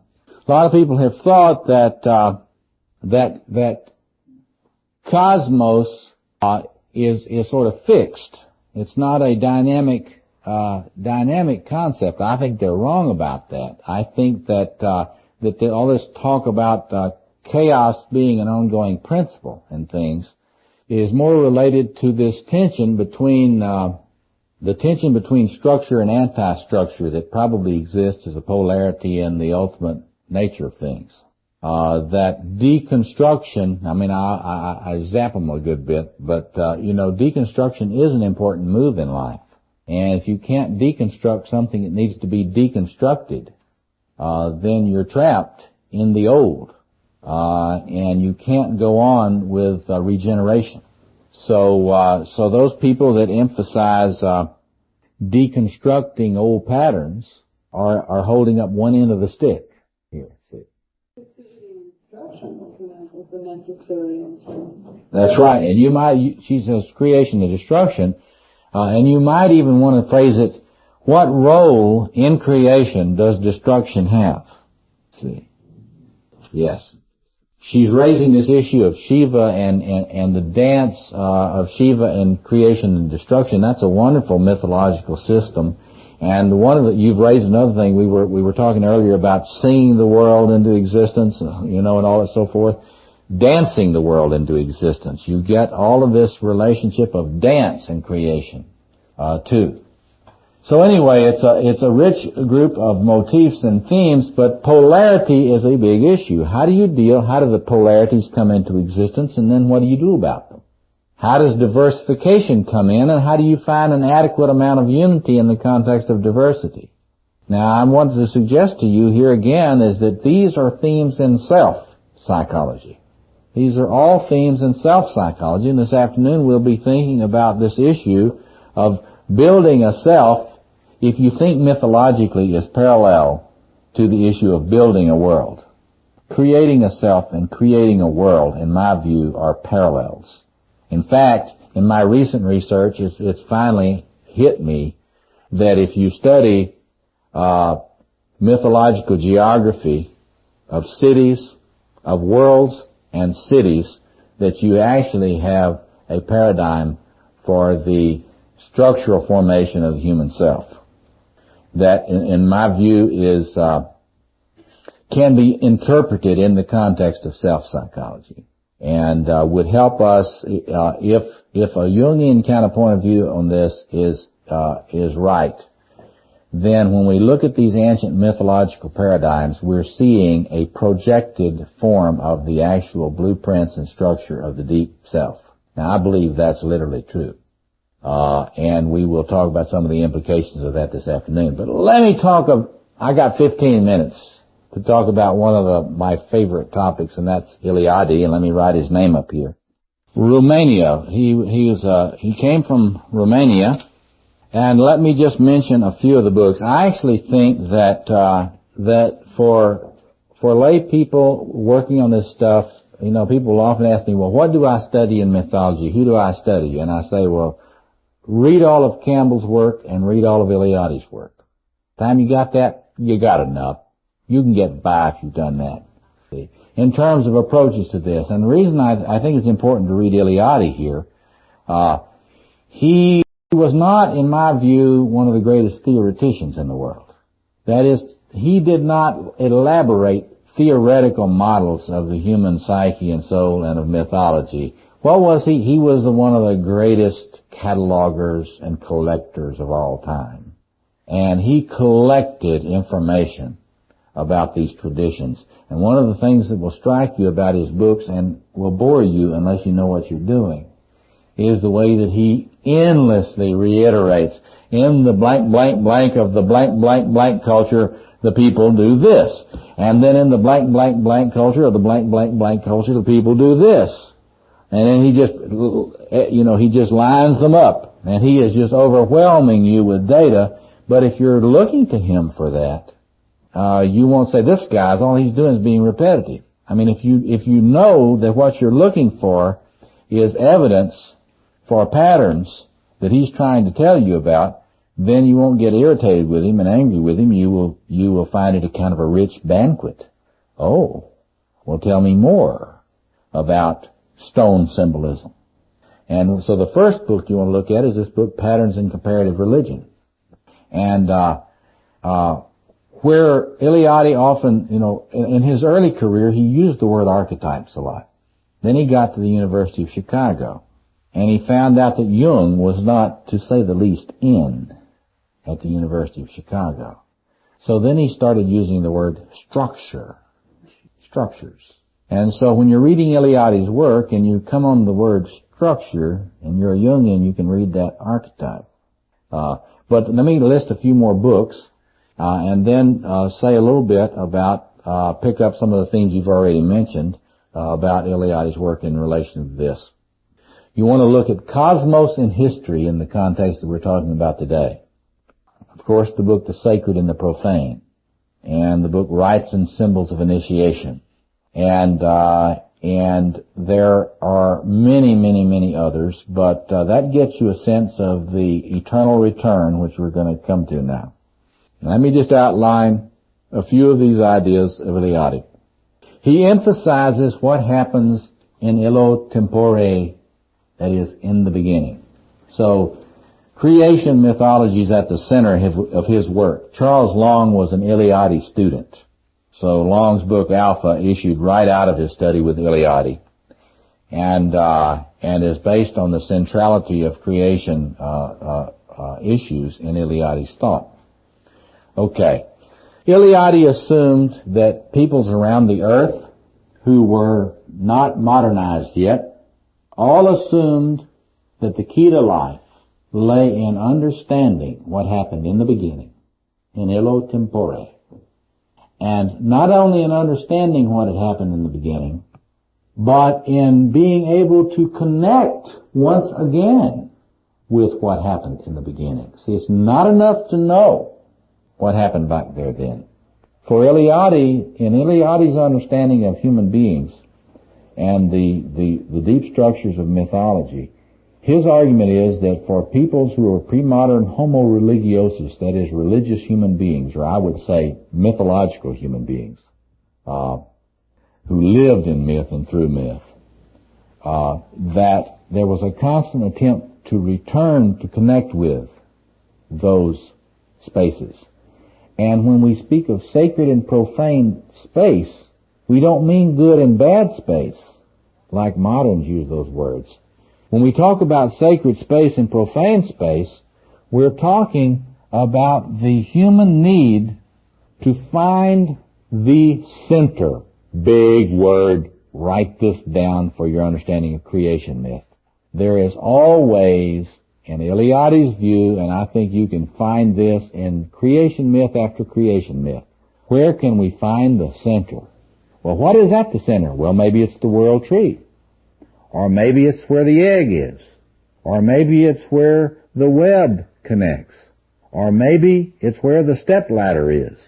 Or maybe it's where the cross of Christ is. Or maybe it's the Garden of Eden. And so on, and so on, and so on, elaborated through these various stories. But it's always a quest for what Eliade talked about as the axis mundi. That is, a center. What is there about the center? The center is always connected with the beginnings. Get this now. Let me just go through this. The center is always connected with the beginnings, which are always connected with power, fullness, energy, life, regeneration, renovation, renewal, etc., etc., etc., and which and which one can only experience by reconnection to the center. The eternal return, as Eliade constantly uses the phrase, is his way of talking about the human experience in myth of always having to go back to in illo tempore, as the Aborigines say, to the dream time, or to sing your way back to the origins, or to and this is always related to ritual, remember? In mythical, when myth is living, you always are ritualizing. What are you ritualizing according to Eliade? You're ritualizing the return to the time when everything was new and fresh and full of power and productive and creative and flowing. So ritual was taking you back to the source of power for living. In other words, it isn't just power.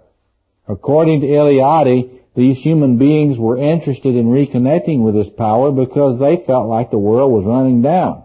It's what we call today depletion in psychoanalysis.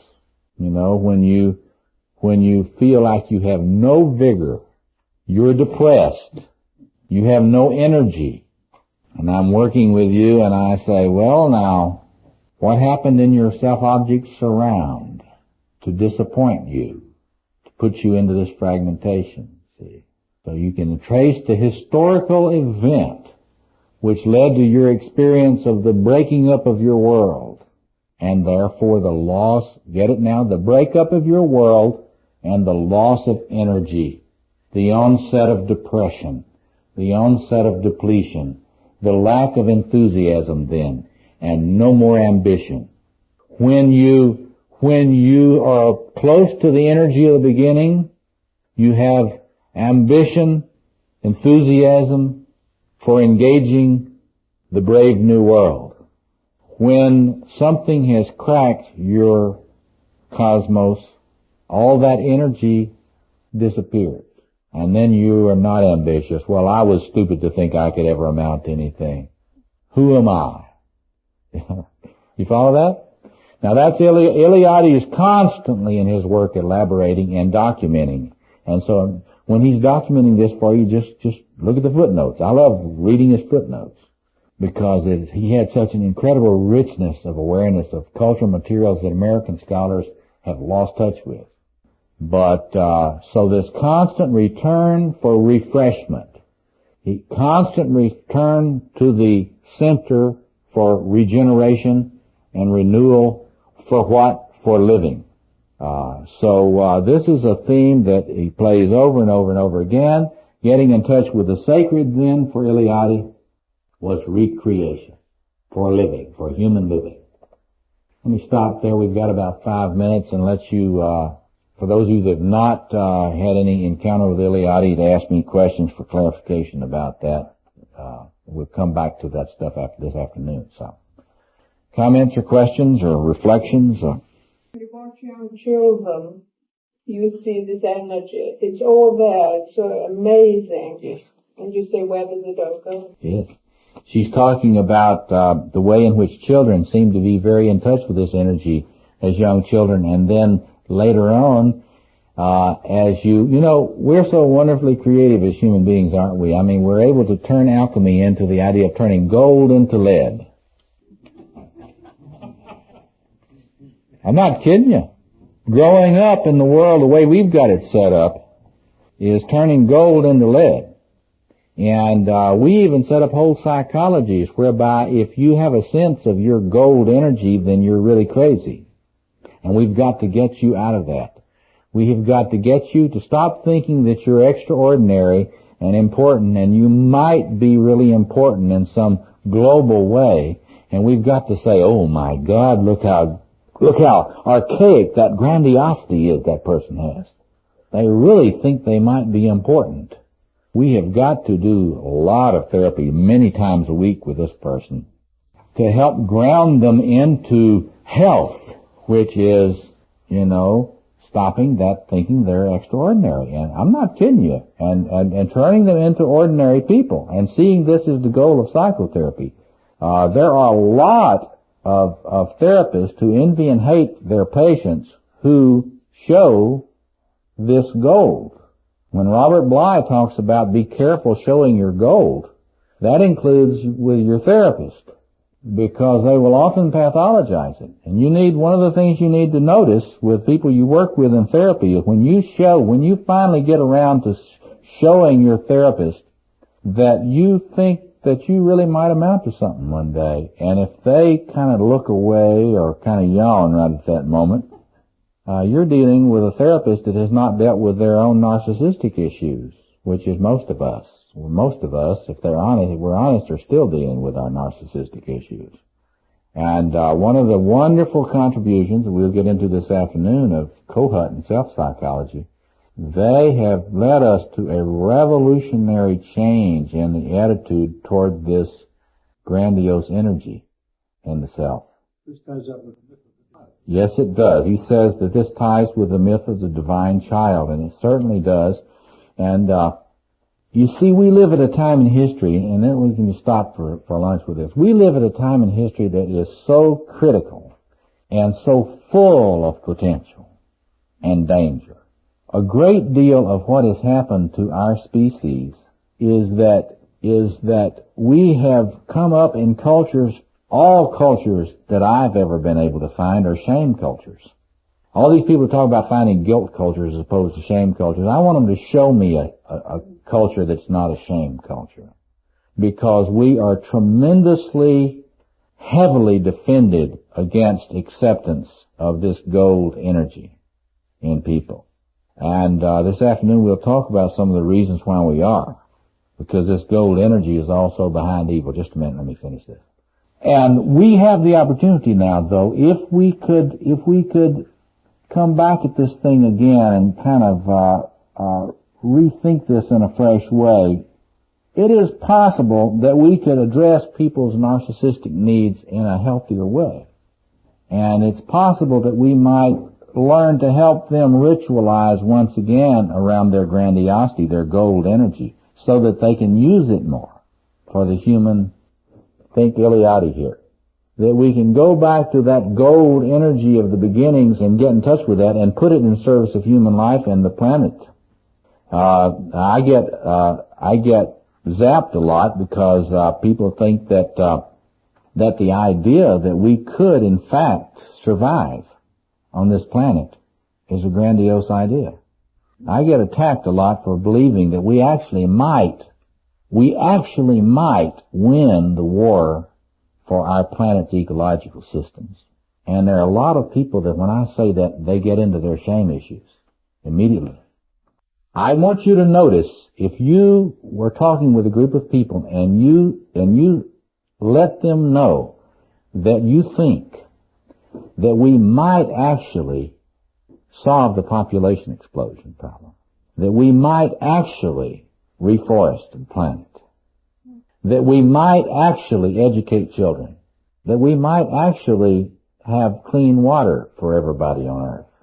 I want you to notice that they will tend to respond to you like you're in a messianic inflation. I want to ask you what happens when history puts you in a place where if more people don't get into messianic inflations, human history is going to end. I think that's an interesting thought. So in my view, if we don't learn how to put people back in touch with this gold energy so that they can feel like what they do is important. See, if we don't do that, in my view, we're going to lose.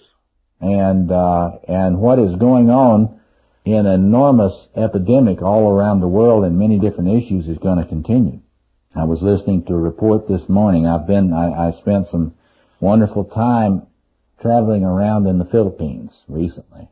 But I was so aware of how the Filipino people have been exploited and abused by their leadership, as well as everybody else in the world. And I heard a report this morning about the way in which the Filipino nation is stripping itself of forest, natural resources, devastating the ecology, the population explosion. They're going to double their population again in a very short time if we do not help them with birth control. And so these things, see, we're facing a situation, the Filipino people do not have long to get this right. And this is repeated time and again around the world. So these issues, is it hopeless for the Filipino people? Is it hopeless? See? Now there are a lot of people that want to wash their hands on that. But see, I don't believe it's hopeless for the Filipino people. It may soon become hopeless, but it's not now. So with that little light thing to give you some indigestion, let's take a break and let's come back and start promptly at about a 1:45. Let's get started into some of the psychological reflection on this stuff. And let me just start, let me start with that. Why don't we just say right now, you've had lunch to kind of mull around some of these things, and why don't you say the question you have louder for the group?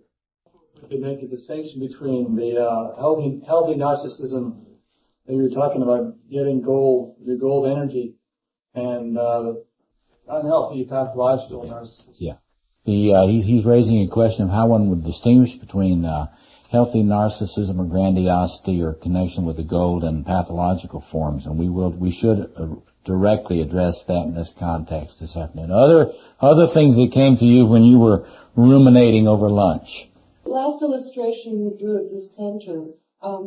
I wonder if you could comment on the human view of the center, and also in various cosmologies the view that the center doesn't have needs or desires, so it doesn't need humans. Question about the issues about the center, the importance of this concept of the center, and different views of that, whether the divine center has needs or not, has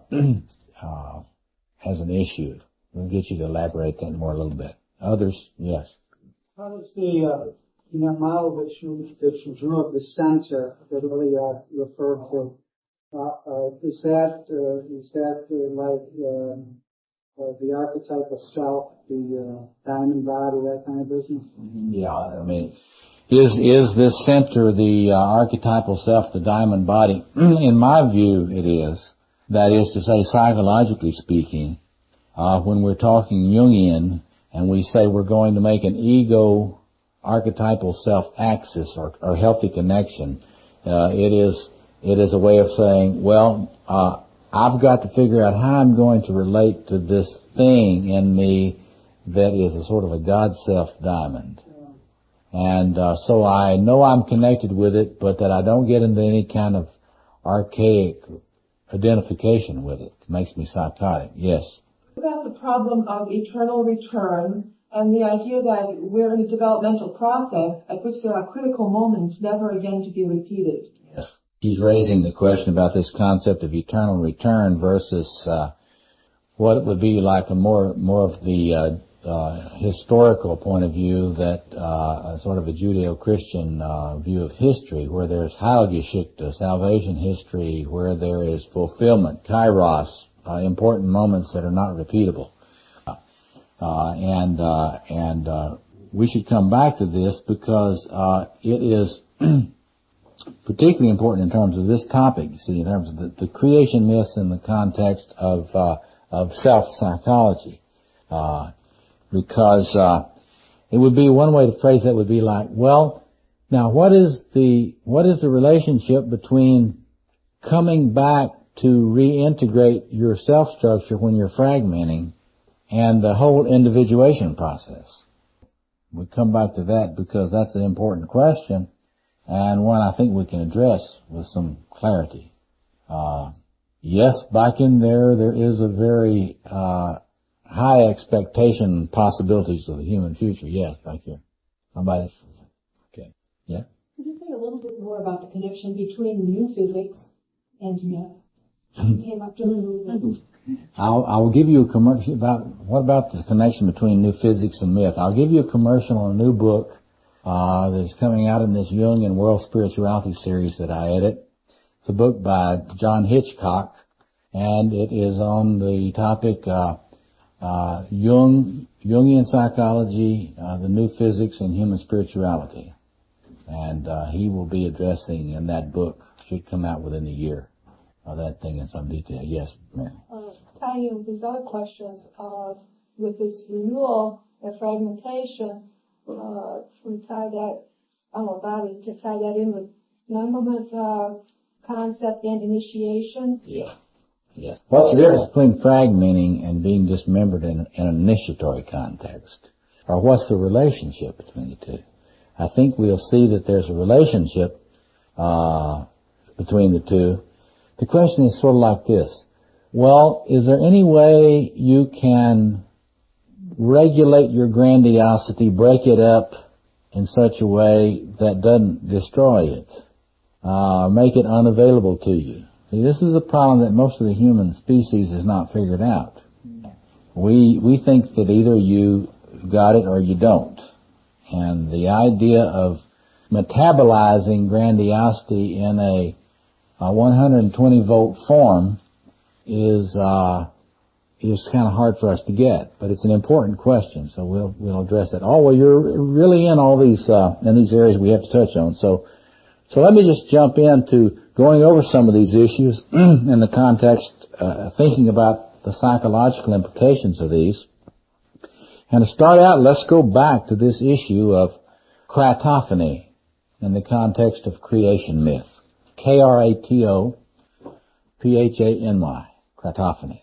In other words, all creation myths are stories about the manifestation of power, effective power, power which makes a world.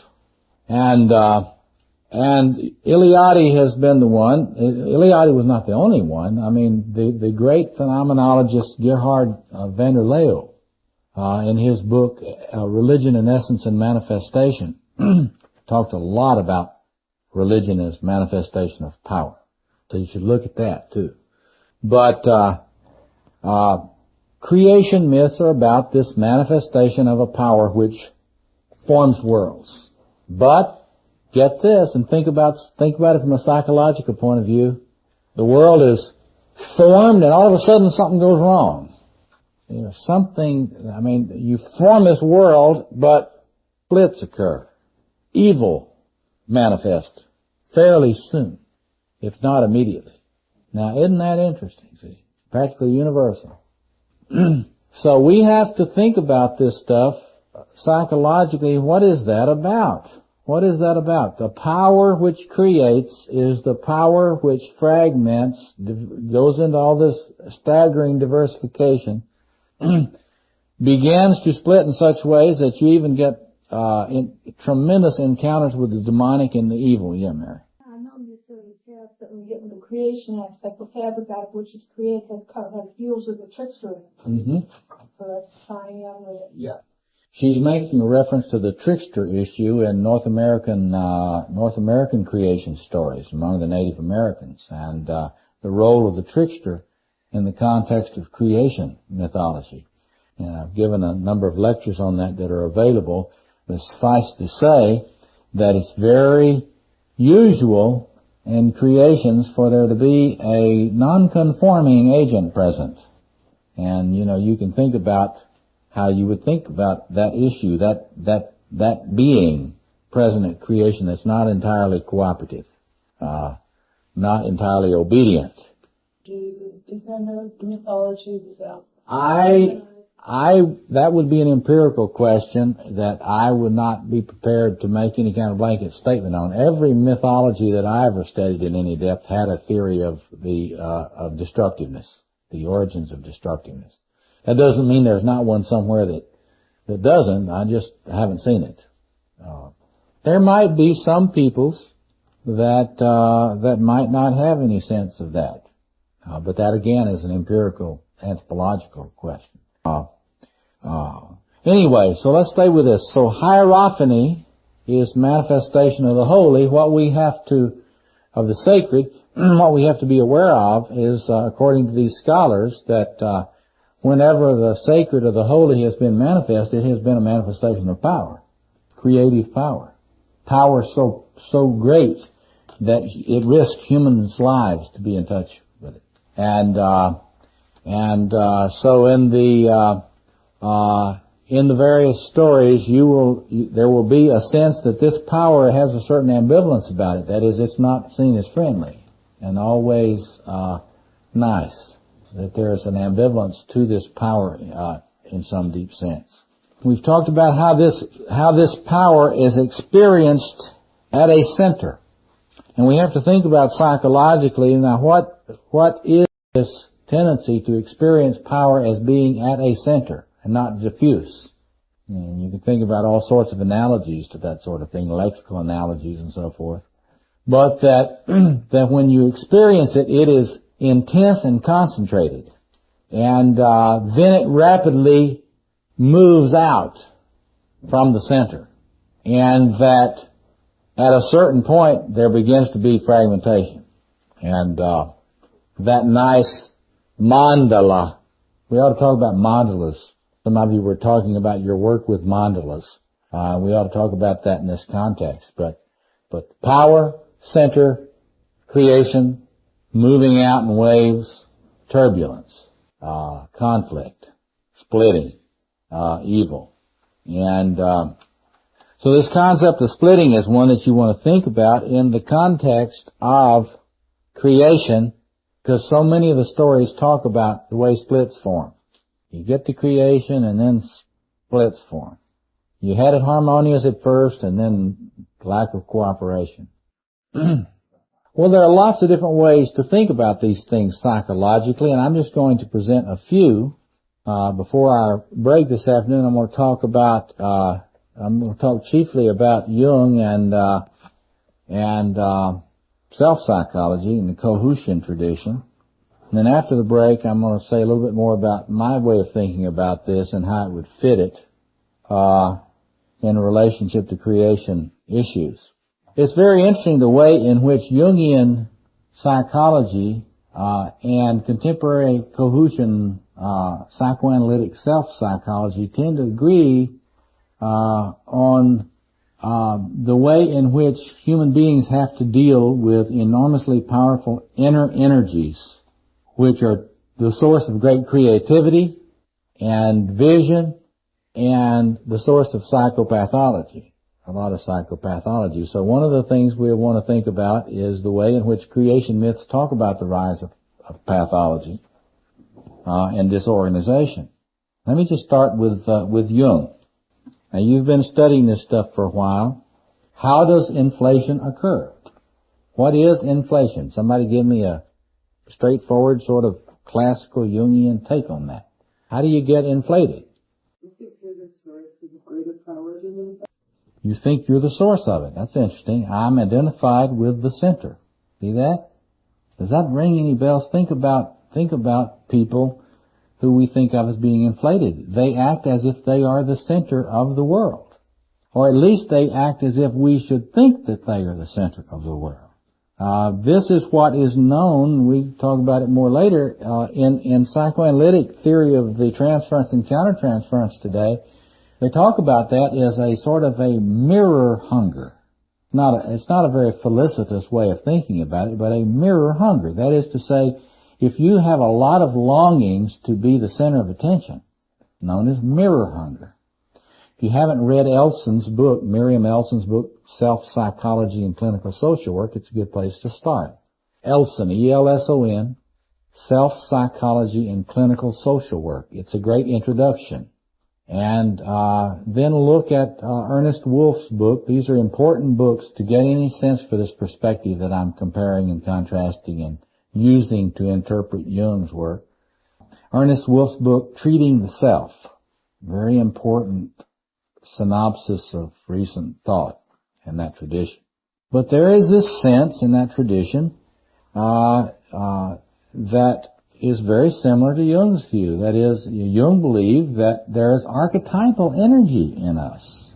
A lot of people talk about these archetypes as functioning almost like transformers. I don't think that's too good an image. It's more like they are the generators. They are the reactors. Much more like nuclear reactor cores. And And the problem is having transformers. The problem is being able to understand, like most people, pre-modern peoples understood, that the world is full of dangerous energy. Not only is the world full of it, you're full of it. And what is even more dangerous is that when you feel like you're empty, that is when it's about to spill over. So if I don't remember to do anything else today this afternoon, remind me to talk more about this issue of defending against grandiosity. Because it is when we feel wooden and empty inside and that we have no gold energy, that is when our defenses are taxed to the utmost, and we're having trouble keeping ourselves in denial about this radiation from within. So that makes it harder, because then if you don't have anybody explaining the plumbing to you, you would think that there's no radiation in the room. Like walking into a reactor room not knowing anything about atomic energy, assuming because it's quiet in there, there's no danger. And it's very hard to push that analogy too far. That is, the analogy between atomic radiation and archetypal energy when it comes to self-psychology. The Cohutians have given us many contributions, but one of the biggest, I think, is helping us to think much more carefully about grandiosity or archetypal energy. They spend a great deal of their time thinking a very minute microscopic level, the micro level, about the way grandiosity manifests. And for us to understand all this stuff, the psychology of all this fascination with the powers of creation, and why you have to have all this ritual to protect you from it, we need to think about that stuff with them. Somebody had their hand up back here. Yes? Confused. You said when we feel we have no gold energy, if the defenses are taxed, you feel empty, and that's when it's about to overflow on you. Which has a negative connotation when we talk about the gold energy, which has a positive. Well, that's right. They are the same energy. What I'm trying to get across. There's no such thing as archetypal energy that is not dangerous. In other words, by definition, from a Jungian point of view, if it's archetypal, it's numinous. That's the way you can always, if somebody's talking about archetypes and they tell you something about, well, this is an archetype, and if we're talking Jungian, if it is not numinous, it's not an archetype. So, if they say, well, what about the archetype of the milk can? Say, well, for some people, milk cans may be numinous, but not for enough people that is likely to be an archetype. I'm serious. I mean, I joke, but see, there are all these people running around don't know anything about archetypal psychology, and everything's archetypes. And they're welcome to talk any way they want, but not to call it Jungian, in my view. I mean, that is to say, if you're talking Jungian point of view, if it is archetypal, it's numinous. If it's numinous, it's loaded. That is not domesticated. If it is loaded with energy that is not domesticated, it's dangerous to the cohesiveness of the self. You follow that? Anybody doesn't follow that? It's like universal pattern. Yes. What do you call that numinous? Isn't it still an archetype? Well, the issue of whether the universal patterns are numinous or not is what you'd have to think about. Well, what do you mean the universal patterns are not numinous? For example, after the break, I'm going to talk about how the warrior pattern in you is numinous. And these different numinous, it means loaded with an energy that you will experience when you connect with it as magical and a bit overpowering. It is the experience of the holy. You read Rudolf Otto's book, Das Heilige, and you get this sense of the mysterium tremendum, mysterium fascinans. That is, the tremendous mystery and the tremendous fascination. It is such a tremendous mystery that I want to shield myself from it. It is so fascinating compulsively I want to run and touch it. And so it is ambivalent to me in its very essence, because I want to go touch it and I want to go hide. And it's all the same experience. And if you understand the phenomenology of the holy as Otto talks about it, that's where Jung got his way of talking about the archetypes. He got it from Otto. Das Heilige.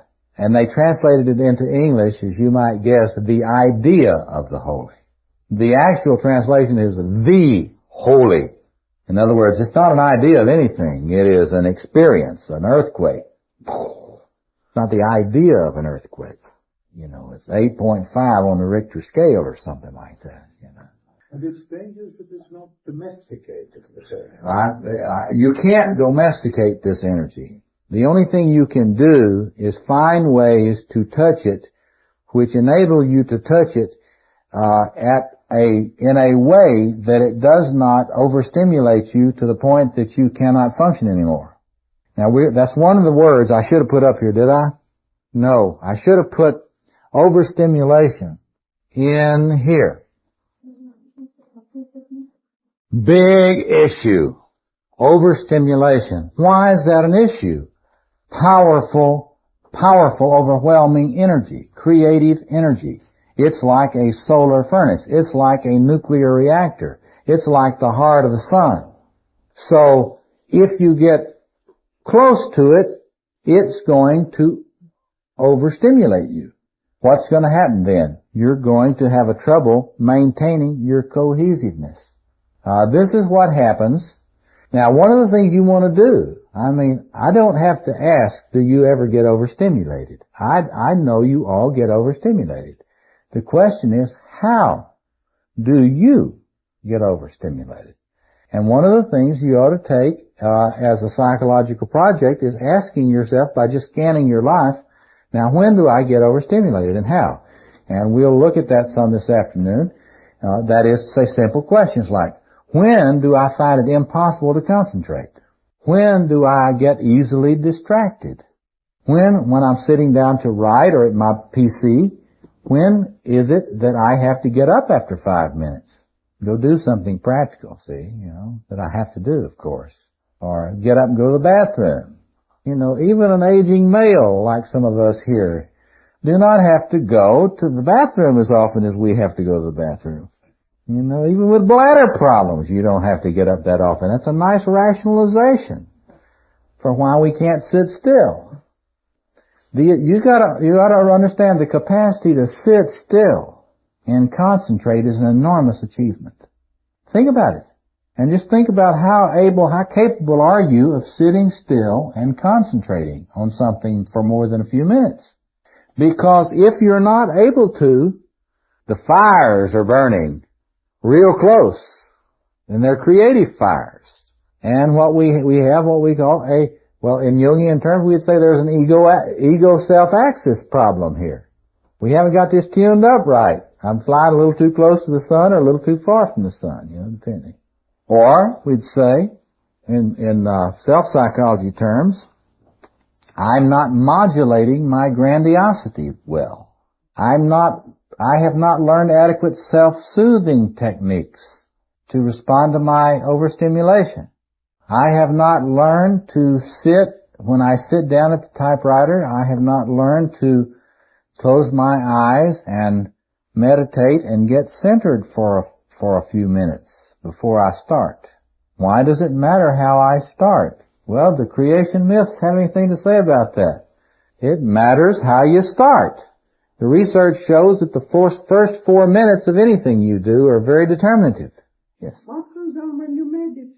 Say in a Buddhist meditation, you sit an hour, 2 hours, 3 hours. What happens? What happens? Well, what happens when you meditate, the unfortunate thing is that it depends on what kind of meditation. Because there are meditations that overstimulate you. And there are forms of meditation that do relax you. So if you look at something like Benson's book, The Relaxation Response, you get an overview of the physiology of meditation, which helps to relax. But see, what a lot of spiritual persons do not seem to realize is that some meditations are very overstimulating. And you can meditate and meditate and meditate, and you can get very close to thinking you're the Buddha. And that begins to be very disorganizing. And there are people that meditate to the point that they become totally dysfunctional in life.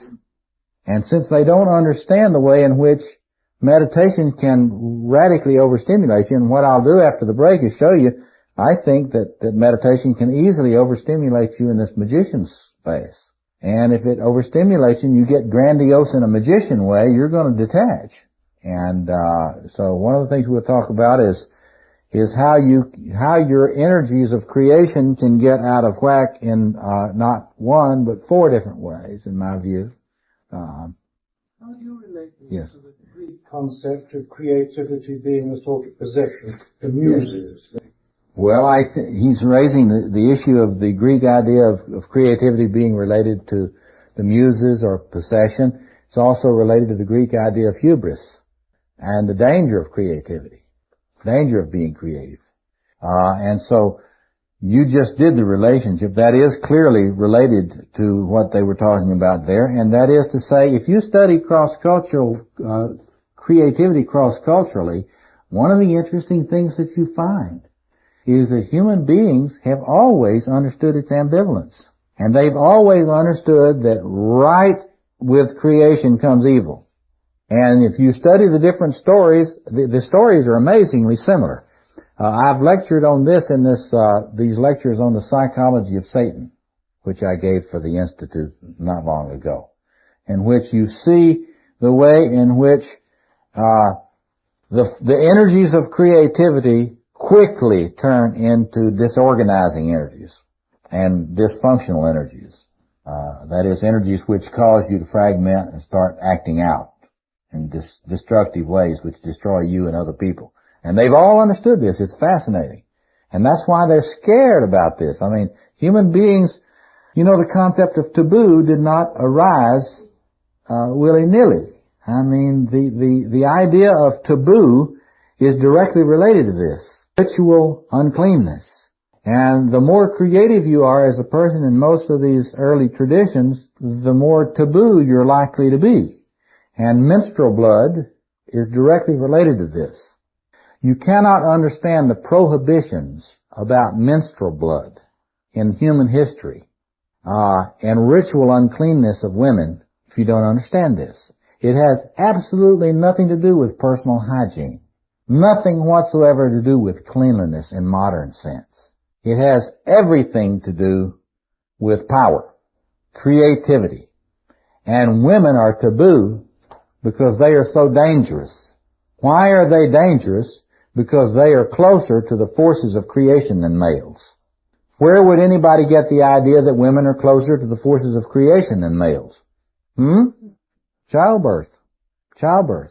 Males have noticed that the forces of creation come in and take women, and against the will of the woman, bring forth a child. Even if the woman does not want to bring it forth, this thing called power of creativity will bring it forth. Yes? Well, you're talking about along with creativity, does it also bring sort of something concrete and structure? I think about, like, in my work with, like, making something, you are sort of making a symbol of maybe that power, so you're giving it sort of its boundaries. So sure. It has a contrast from a sense of just being dangerous yes, or unorganized or... Yes, but you have to look at the ancient experience of birth process. And you have to remember that ancient peoples didn't see birth in hospitals where things were contained and so forth. And they also were experiencing births of other animals a lot. I think it's just the birth of humans, but the creation of the making of something. Oh, yes. Other than birth. I mean, I think they're really connected. Oh, yes. No question about it. But you see, what you got to get a sense for is the fear. Now, I don't think that there's a sense in which I think that females have been less frightened about this than males. But you also got to put this, you need to read, say, for example, Mary Douglas's book, Purity and Danger. And it's an anthropological study of taboos. And get a sense for the way in which peoples, at the time we were talking about these mythological traditions, they were very aware and frightened by any birth of any kind of animal that was not perfect. Because they knew the created order in illo tempore was perfect. And when monsters were born, It was a terrifying experience. And so this whole thing about taboo, see, taboo, according to Douglas, is raised when something comes that's not in its clear form, then everything is contaminated with this energy. In other words, your insulation is gone. If there's a monster born, the insulation that protects you from this creative process may be goofed up. It would be like if you, it's very much like Chernobyl. It's like, oh my God, there's been a radiation leak, and there's going to be a lot more monsters coming. Yeah, Mary. It got me thinking about something. Now, you talked about in this cycle of a woman, the male is able to bring forth, whether she wants to or not, he could bring forth creation. What about a woman or women? No, the woman was bringing forth creation. The man was scared to death by this process, yeah. Who didn't fall into that cycle, how would that be? There was a tendency in ancient cultures for a woman that did not have a child to be seen as defective. Okay. The reason I'm getting to this is because I had brought this up Friday afternoon, and I felt that there was something here that nobody was catching on. Mm-hmm. And it dealt with women and their fertility cycles and their weight. And it talked about if their body fat is less than, I guess, 91% or something like that, that they not only would lose their cycle, like ballet dancers, athletes and stuff. I mean, they just wouldn't have their period at all. Mm-hmm. And I was wondering how the ancient males, how they would view that as being, gosh, she is going through this cycle. What's wrong with her? It's interesting. Think about it that way. You're saying, what about men's attitude toward women who get so much into an Amazon position, or a warrior position, I would call it, that they don't reproduce. And I think in these ancient cultures, very often males were very suspicious of that and repressive of that. I wouldn't say that's universal, but see, it's important for you to keep the frame now. If you're going to study this stuff, keep framing all of this discussion with creative powers, because if you're not framing it with creative powers and the fear and fascination of creative powers, and not knowing how to relate to them, and having to develop all of your ritual systems to help you relate to it. All of these systems of ritual were developed to help human beings relate in a helpful way to these things. Yes, back here.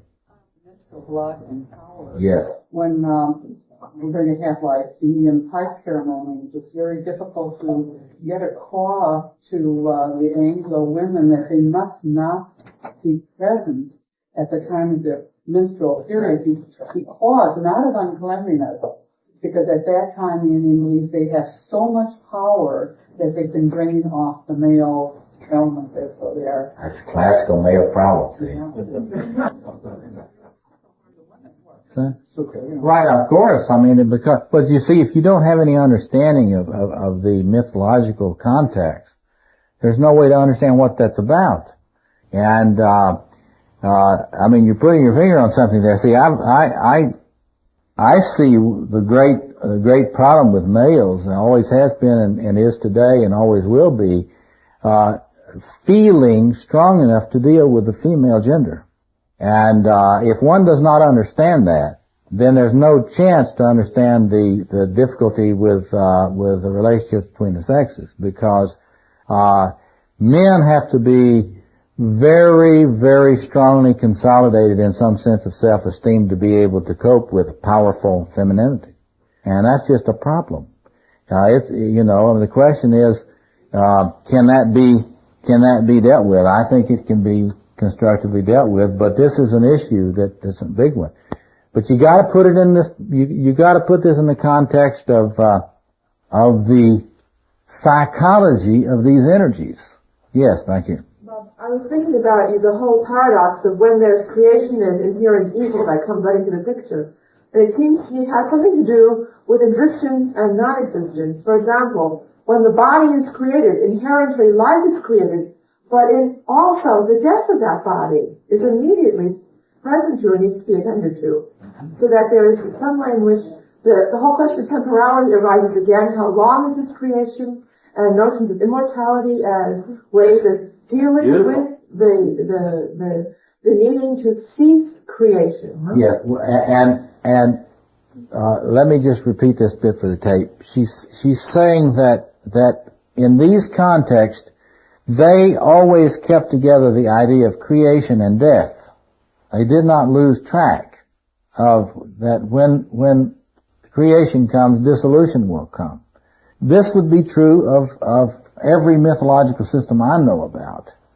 And what we need to ask is, what happens when human beings lose the capacity to have a myth, their living myth, the one they live out, one that includes dying, that is, say, finitude. Well, this is precisely, she says, even the finitude of the self. This is precisely the issue with regard to modulating your grandiosity. For example, if your grandiose energies are really strong and not very modulated, you will almost never think in any kind of concentrated, careful way about your mortality. And to live as if you can't be harmed. You will tend to take unnecessary risk. For example, if you want to see this, you know this, what's the name of this? Point Break. Go see the movie Point Break. What's that, Patrick Swayze or something? There's a portrayal of a bunch of young men who are shooting up with adrenaline all the time. And they're surfers, and they're skydivers, and they're bank robbers. And they rob banks in order to have enough money to follow the surf around the world where it's good. And what the portrayal is really about is about persons whose grandiosity is so unmodulated that they cannot really get dying clearly in their mind. They can get the thrill part of the risk, but the idea that one of my friends would actually die from what we're doing is not a part of my awareness. We're charmed. And those police don't shoot real bullets. Or if they do shoot real bullets, they won't hit us. Or if they do hit us, we'll live through it. I mean, it's a very interesting study. I mean, it's not as shallow a movie as you might think on first glance if you think in terms of narcissistic energies. Because there are loads of people, male and female, who take too many unnecessary chances. And in driving, in sports, in all sorts of things, and it's based on their grandiosity, their unmodulated grandiosity, because your unmodulated grandiosity is not going to die. It is sure it's not going to die.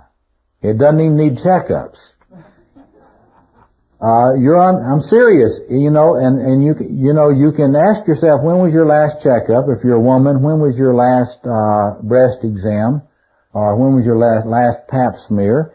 And if it is not within a reasonable amount of time, you have to say, there's my grandiosity.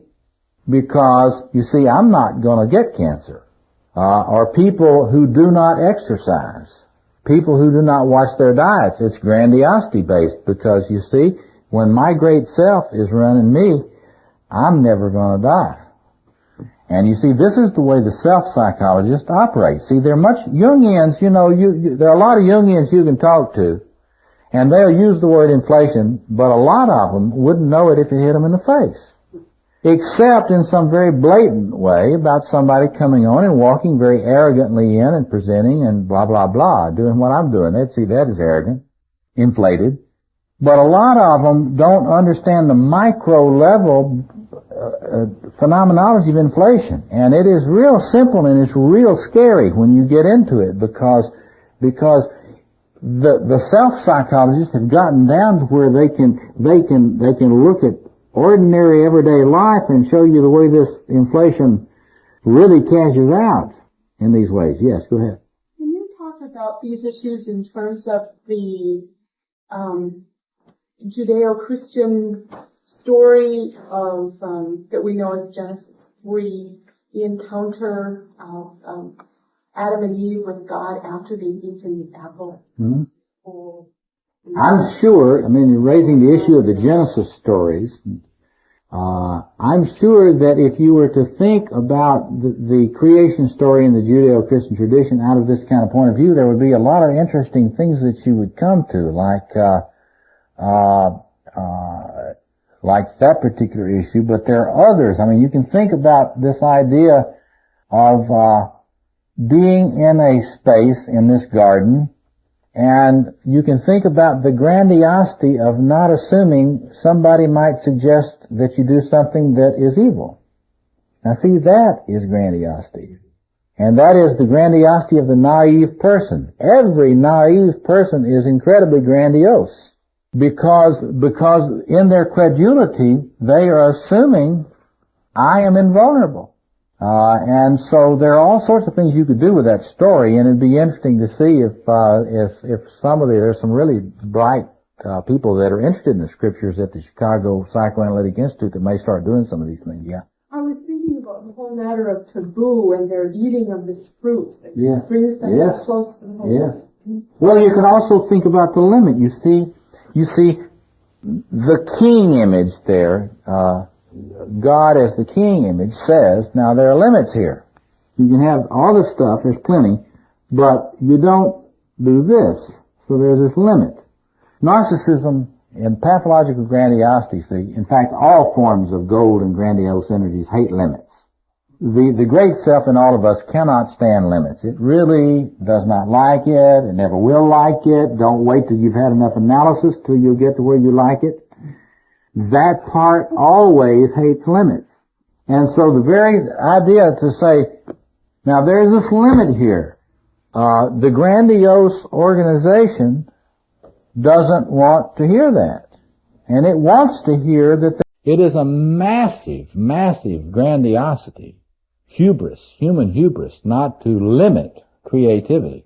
In fact, the meaning of the Sabbath day, I'm convinced, in the creation thing, is that even God limits. That even the creator of the universe does not create in an unlimited way.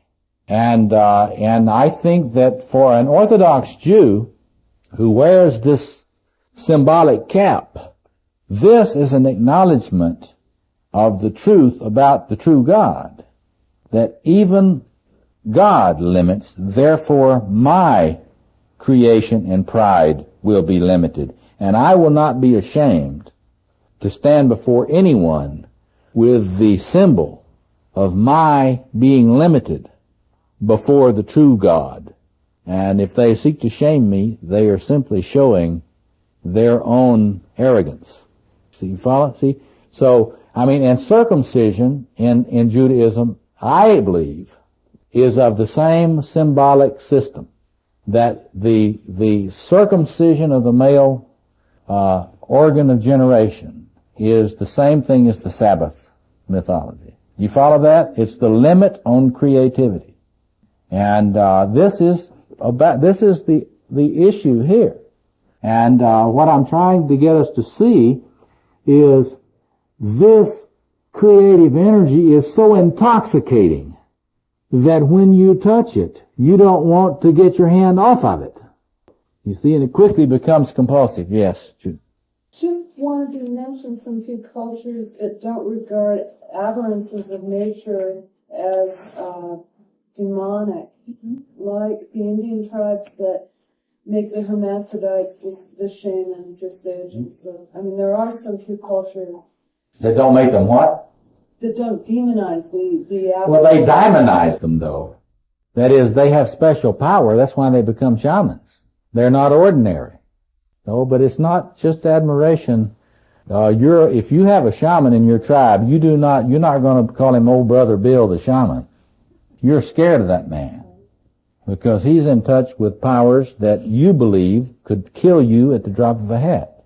So we got to understand that they have a place for it. See, the important point, I think, about what Julie is saying is they know what to do with this. They don't freak out. They say, oh, I know what this is. This is a blah, blah, blah, blah. And they're for this. So we put this particular social role, which has what? Containment. Think about that's a big one. Containment of creative energy. So they've got a ritual form and a social role, which contains this person's mana, their power, their charisma. You talked about that movie. There's another one, Switch, which shows the opposite. A man coming back in the form of a woman and giving birth to a child. Mm. It's and also facing death. So there is some movement in our society. In the consciousness about these issues. It's interesting. I'm forever fascinated with popular culture and the way in which it kind of mirrors what we're doing. And so, Go see it. Jodie, isn't that Jodie Foster? And then who? The Elaine Barkin. Barkin. Yeah, I remember seeing the trailers on that. But anyway, it is interesting to see us metabolizing this stuff. But the real impact of Hollywood a lot. See, if you've got to understand the role of cinema in our culture and increasingly around the world. You have to understand that our experience of cinema is a ritual process. And we are relating to grandiosity and projection through the cinema. And so you have to see the way in which the adulation of Madonna, for example. Well, I can just say if you look at the way in which, if you are not comfortable with your grandiosity, you will tend to experience it in projected form on someone else that you idealize, and then you will hate them. I mean, there's a lot of people that will go to see everything Madonna does and then talks about her negatively. And now that's a typical way that one relates to anyone that one idealizes. We idealize the person and then we attack them because we hate anybody that we're giving our grandiosity to. Do you follow it? In other words, if I have to give my grandiosity to you, I hate you for it because I want it. See? And if you're a leader in any kind of form, you have this with your followers.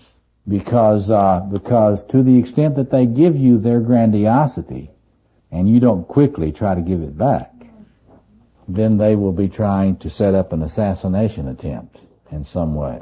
But couldn't the opposite happen, that you're ashamed of your grandiosity, and you project it, and worship somebody else? But that's why you project it. Yeah. The shame issue, we were talking about this, John and I were talking about the shame issue some at lunch. It's like you have to understand the plumbing of shame. And shame issues are related to this creative energy that's within you that nobody ever helped you relate to in a very positive way. And so to the extent that you haven't found a way to relate in a constructive way to the gold energy, you will have a lot of shame that will make it necessary for you to give it away to somebody else. So that's a good insight, I think. Yes, John. Yeah. I'd like to extend this analogy in ways which I think hook up the discussion, and that is that in a sense the archetypes are the dynamo or the nuclear reactor, and if I plug my toaster in, it's going to explode directly. And what the transformer is well, myth and ritual are in some sense ways that we, and maybe meditation, we step down this archetypal energy so that now I can plug into it without getting my ass fried and draw something from it. Yeah. I thought that was really good, that what we're discussing about mythology, in my mind, functions in this way. That's important. John is saying that that myth and ritual then can be seen as serving as transformers. I think that's absolutely right. That's what they always did for the human species until we got smart with modernity and learned how to have addictions. You know, we learned how to be chronically depressed and to be addicted in great droves, and I don't know if that's a great improvement over mythology. People that taught me demythologization back in the 60s thought it was. But this is one of the things that I said to the conference at Oasis on the importance of Joseph Campbell's work. And that is that I believe, as John has said, that you cannot get away from the mythological imagination in a healthy way. What we have to do is to create new ways to get beyond being trapped in tribal mythologies Because that's a great danger, always has been a great danger. When your tribe confronts the other tribe and you both think yours is the only myth, then you have the Nazi phenomenon. You have the racism of Japan, which fed into the beginning of the Second World War. Or you have all of the other tribal myths which serve as rationalizations for oppression of other peoples. So the challenge today is to find a post-tribal planetary way to value mythology, to live in a mythic imagination which does not depreciate other perspectives. I think that's not only possible, I think people are doing it today, and we've just got to try to help them with it. But the issue is, why do you need myth to continue?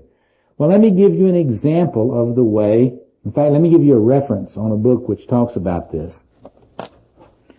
There's a book edited by Lawrence Sullivan entitled Healing and Restoring, and it's about comparative perspectives on healing from different cultures.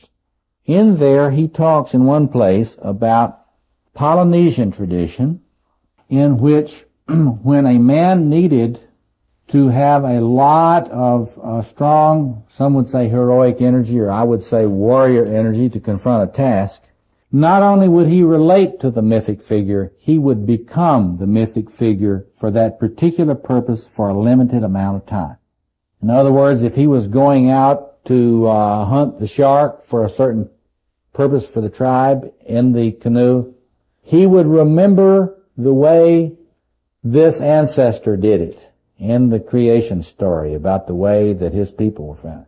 And he would take on the persona of that ancestor who did that task for the tribe then, so that he would be empowered enough to do that for the tribe now. Very sophisticated kind of technique, contained with ritual, contained with an understanding of how long you do this, what time. And the people had this understanding of how to help him up into that and how to help him down out of that when he came back, you see. So, that's an example. The peoples of the world understood much better about how you get into this energy and how you get out of it than we do. But we've got to rediscover it. Otherwise, we're going to be chronically depressed all the time, or addicts all the time. The positive purpose of the trickster is to deflate you or somebody else when you're getting dangerously inflated. If the trickster part of the psyche is operating and doing its job, that's what it will be doing. The problem is, it does not like any order. And if it is not in context, it will become very inflated and a giant itself. There's no right order in the trickster. And so, it has a positive role, but when it gets too much energy, then it starts being a loose cannon and doing all sorts of things. So the trickster stuff is fascinating just in that respect. It has its role in modulating things, but you can get it. For example, a person whose trickster is real inflated, and one's grandiosity comes out in the trickster, it's very interesting. They become hypercritical, and they criticize everything mercilessly, so that nothing can really be created or valued. It's fascinating. So it has a role in creation, but if it gets too much energy, deconstruction happens. And a lot of the trickster stories in North America are the way in which the trickster gets himself in trouble. He's always in some kind of trouble. A couple of more comments and questions, and then let's take a short break. Yeah.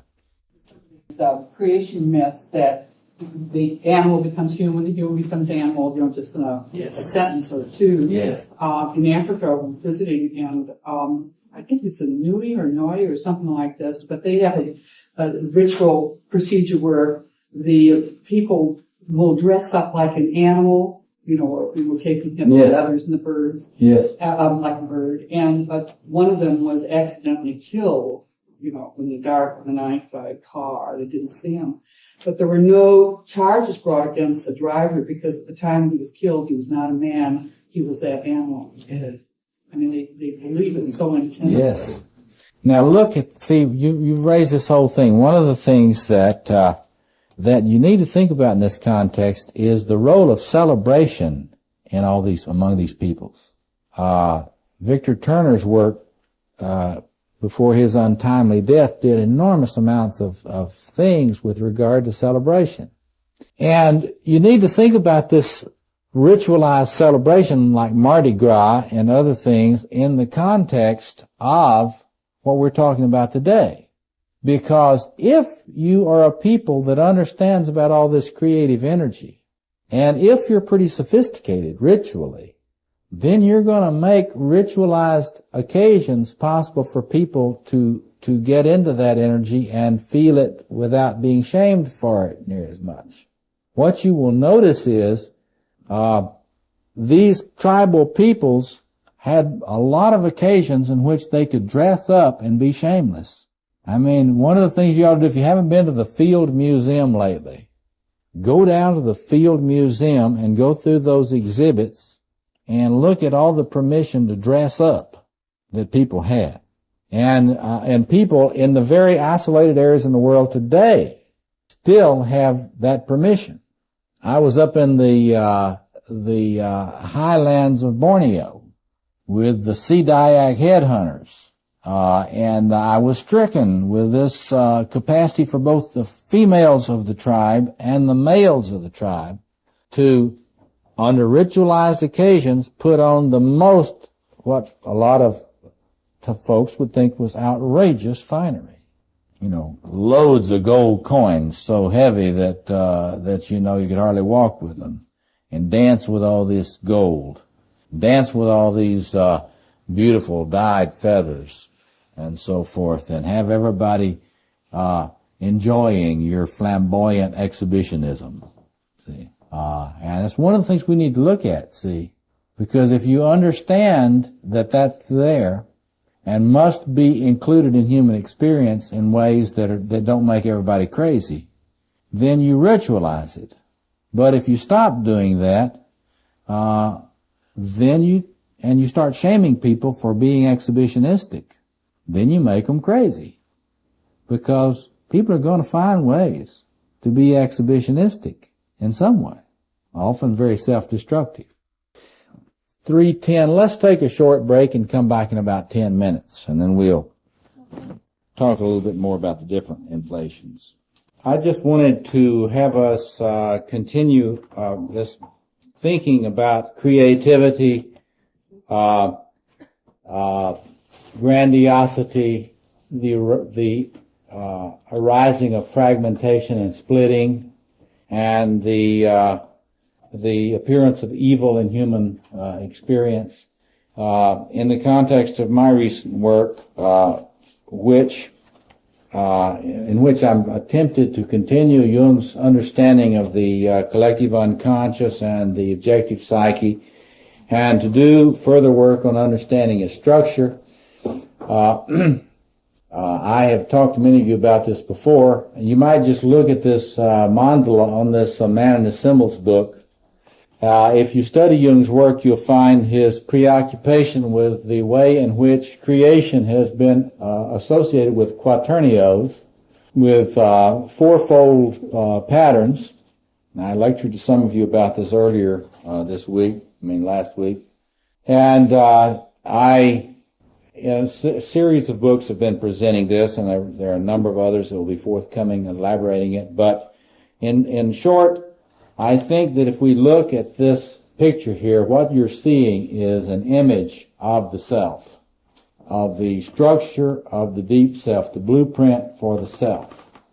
And that's fairly Jungian, and the idea of a mandala being an image of the self is pretty much centrist Jungian.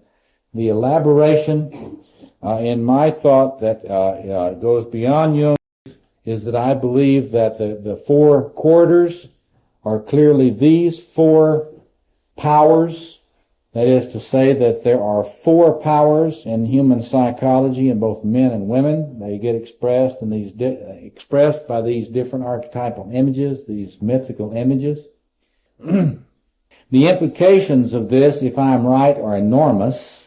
for all of these issues we're talking about today, because one of the implications is that you're not grandiose in only one way. That is, there are many ways to be grandiose, and the Cohoutians have not talked in a very careful way about the varieties of these in a structural way. Although I must say that Ernest Wolf's work is actually very close to the work that I've been doing, in the way in which he describes different self-needs and different, as he puts it, self-object needs, in a list of the different ways in which the needs of the self, if it is to be whole and developed, in other words, if a world is to be created, include, as he puts it, let me get this thing on, include, I'll point to these. He talks about the need for merger experiences. That's lover. I would call that lover experience, or the lover space.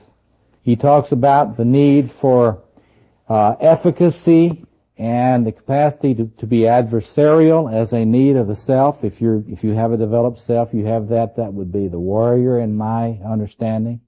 Whether it's male or female, everyone has the need to be capable of being effective, and everyone has the need to be able to take a stand and form boundaries and protect the boundaries effectively. And that's what they talk about as adversarial. It's much more complicated than that, but look at Wolf's book to get an elaboration of it. And they talk about the need for mirroring and idealization. I put that in the context of king or queen. That is, when you're talking about having someone you can idealize adequately, that's really, in my view, that would be a king or queen idealizing transference. And when they talk about the defense against an idealizing transference, I would say that's the magician that they're talking about, because the magician in you does not want to idealize anybody. It sees through them.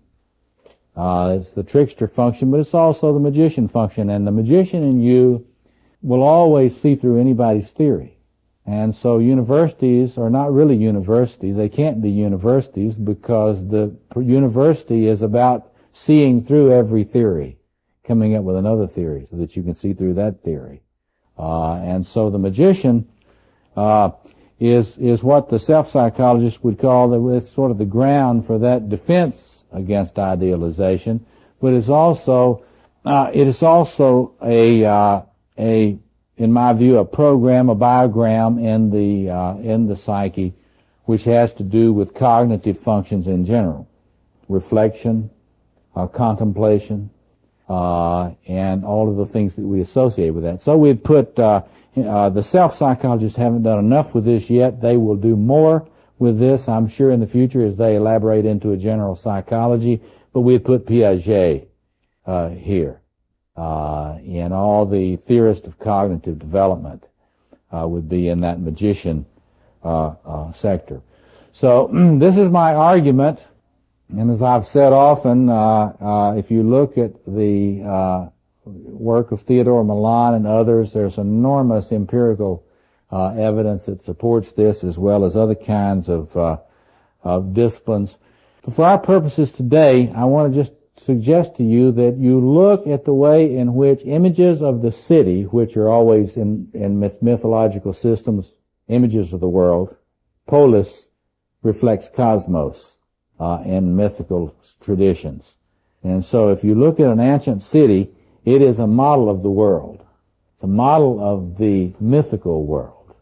And so if you study ancient cities, you'll see that they're quadrated.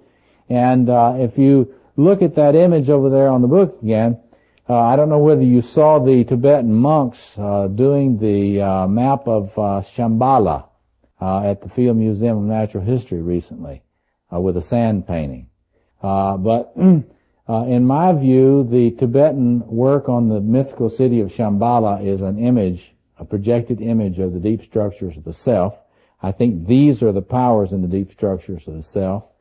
And so if we look at that and we take the issue that it's very hard to keep these things regulated and balanced with each other. You see the centrifugal forces in the deep self. Creation myths talk about how hard it is once you create a world to keep it from splitting. So my suggestion would be that the 4 quarters of the quadrated world that you see in mythological systems and in mythological tales of creation reflect the 4 tensions, the 2 tension arcs that exist. Kohut says there's 1 tension arc in the self. He says it's between ambitions, which I associate with king and queen, and ideals, which I associate with a magician. And I say, yes, Kohut's absolutely right. There is a tension arc between ambitions and ideals, between those 2 sectors of the self. But you know, Freud thought there was a tension between eros and aggression. So I say, Freud was right. There's a tension arc also between eros and aggression. So the early Kohut I would be more comfortable with, the one that believed that there's not really a conflict necessarily between looking at narcissistic libido and looking at sexual and aggressive libido. That is to say that these, if you look at this model of the self, you can hold Freud and Kohut together without seeing them as being conflictual with each other. But the implications of this are that when creation occurs, these energies are very powerful. The self is experiencing all of these powerful energies. It's very easy for it to split, and for there not to be a cohesiveness maintained in the self. My suggestion is that these mythical stories of this breaking, this presentation of the world as being enforced, and a lot of the traditional mythical psychologies talk about what happens when you get too much earth or too much air or too much fire or too much water. And the Navajo mythologies talk about there being 4 winds that you've got to balance. And if you're going to be sane, the 4 winds in your psyche are going to have to be balanced in some way, or there's going to be mental illness.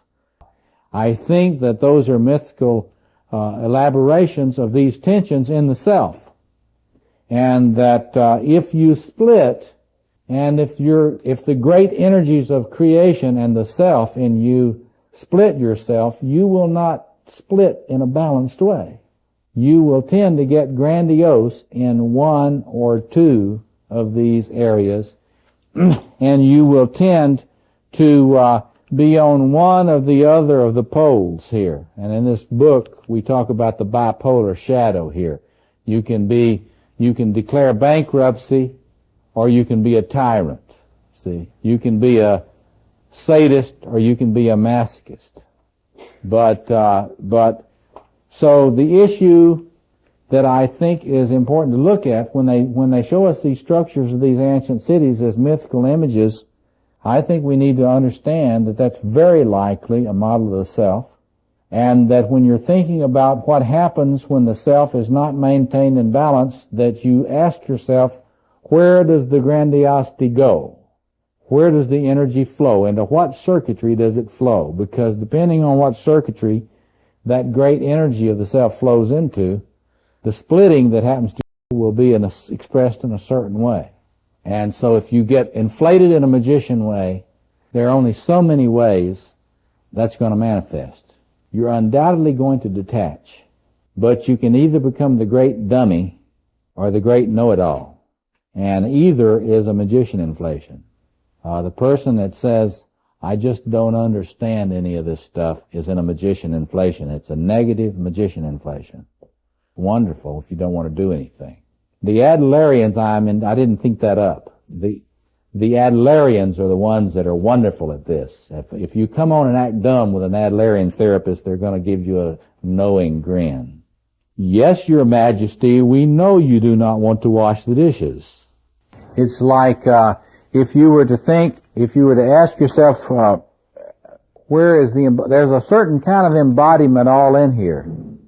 And if you think of the diamond body that the Buddhists talk about, full embodiment would really be an expression of that octahedral shape. And So there's a tension between embodiment and spiritual illumination that's built into that. There's no question about that. Yes. Mr. Model here, a lot of times it's because visualizes the step pyramid and have circumambulating around. But with the step pyramid, I can never imagine a way of how to get from one step to another. Yes. But what if it was a labyrinth that was around there? Labyrinth Yes. has doorways and passages, going That's right. spiraling around it. Spirals, yes. And how does, if, for example, you're in one mode here, and I got that lasers were into the shadow material, but being, say, the magician, does that always constellate? Or will that constellate the king in some form or another? Or how does it access, does it in some way access that shadow material over there besides its own shadow Good question. It's a sophisticated question. What she's asking about is the way this works out actually in psychopathology in terms of what happens depending on where you have your energy focus and how do you develop and individuate. This gets back to the issue of the question of restoration and individuation and all that sort of thing. She's also suggesting, and what I think is a very important idea, and that is development is almost always in these traditions seen as circumambulation.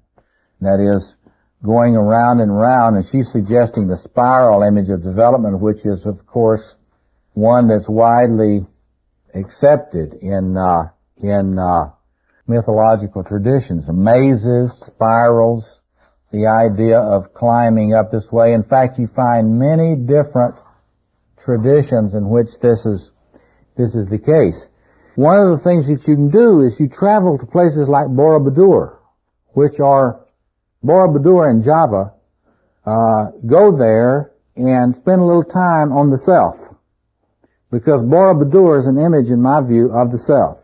And so what you do is you go around that place and you see what is possible to do on that thing. And what you do is you find that, just as you say, you can climb Borobudur by going up a gate, and then you walk around, and then you come back and you can go up then another gate, and then you come back and you walk around, and then you come up and you go up another.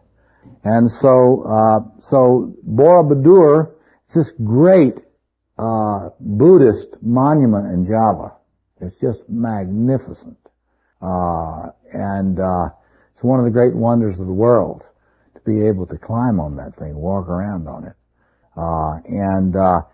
And yet it's not, there are many, many images of this. If you go to Chartres Cathedral and you move the chairs back, on the floor is a maze, which has you moving like this through to the center. And there are many, many others of these. There are a couple of ways you can look at this. It's important to understand that you can't go to full development on one pole without getting crazy before you get there, because the other will be constellated in the unconscious. What did Jung call that? Enantiodromia. In other words, you're going to develop your lover. Well, you're going to get to the point where you're going to get very addictive, very incapable of monitoring boundaries at all. Then you're going to get invaded and abused. And then at a certain point, there's going to be this terminator from the unconscious that's going to come. And he's going to, like Terminator 2, he's going to have a pump shotgun that he's going to twirl like a 6-gun. And he will attack those people that have hurt you. And of course you'll be very ashamed of it after you attack them. That's going to come out somewhere. Or you'll get somebody else to act this out for you. That's a sadomasochistic arrangement. Do what? You hire a lawyer. That's a good one.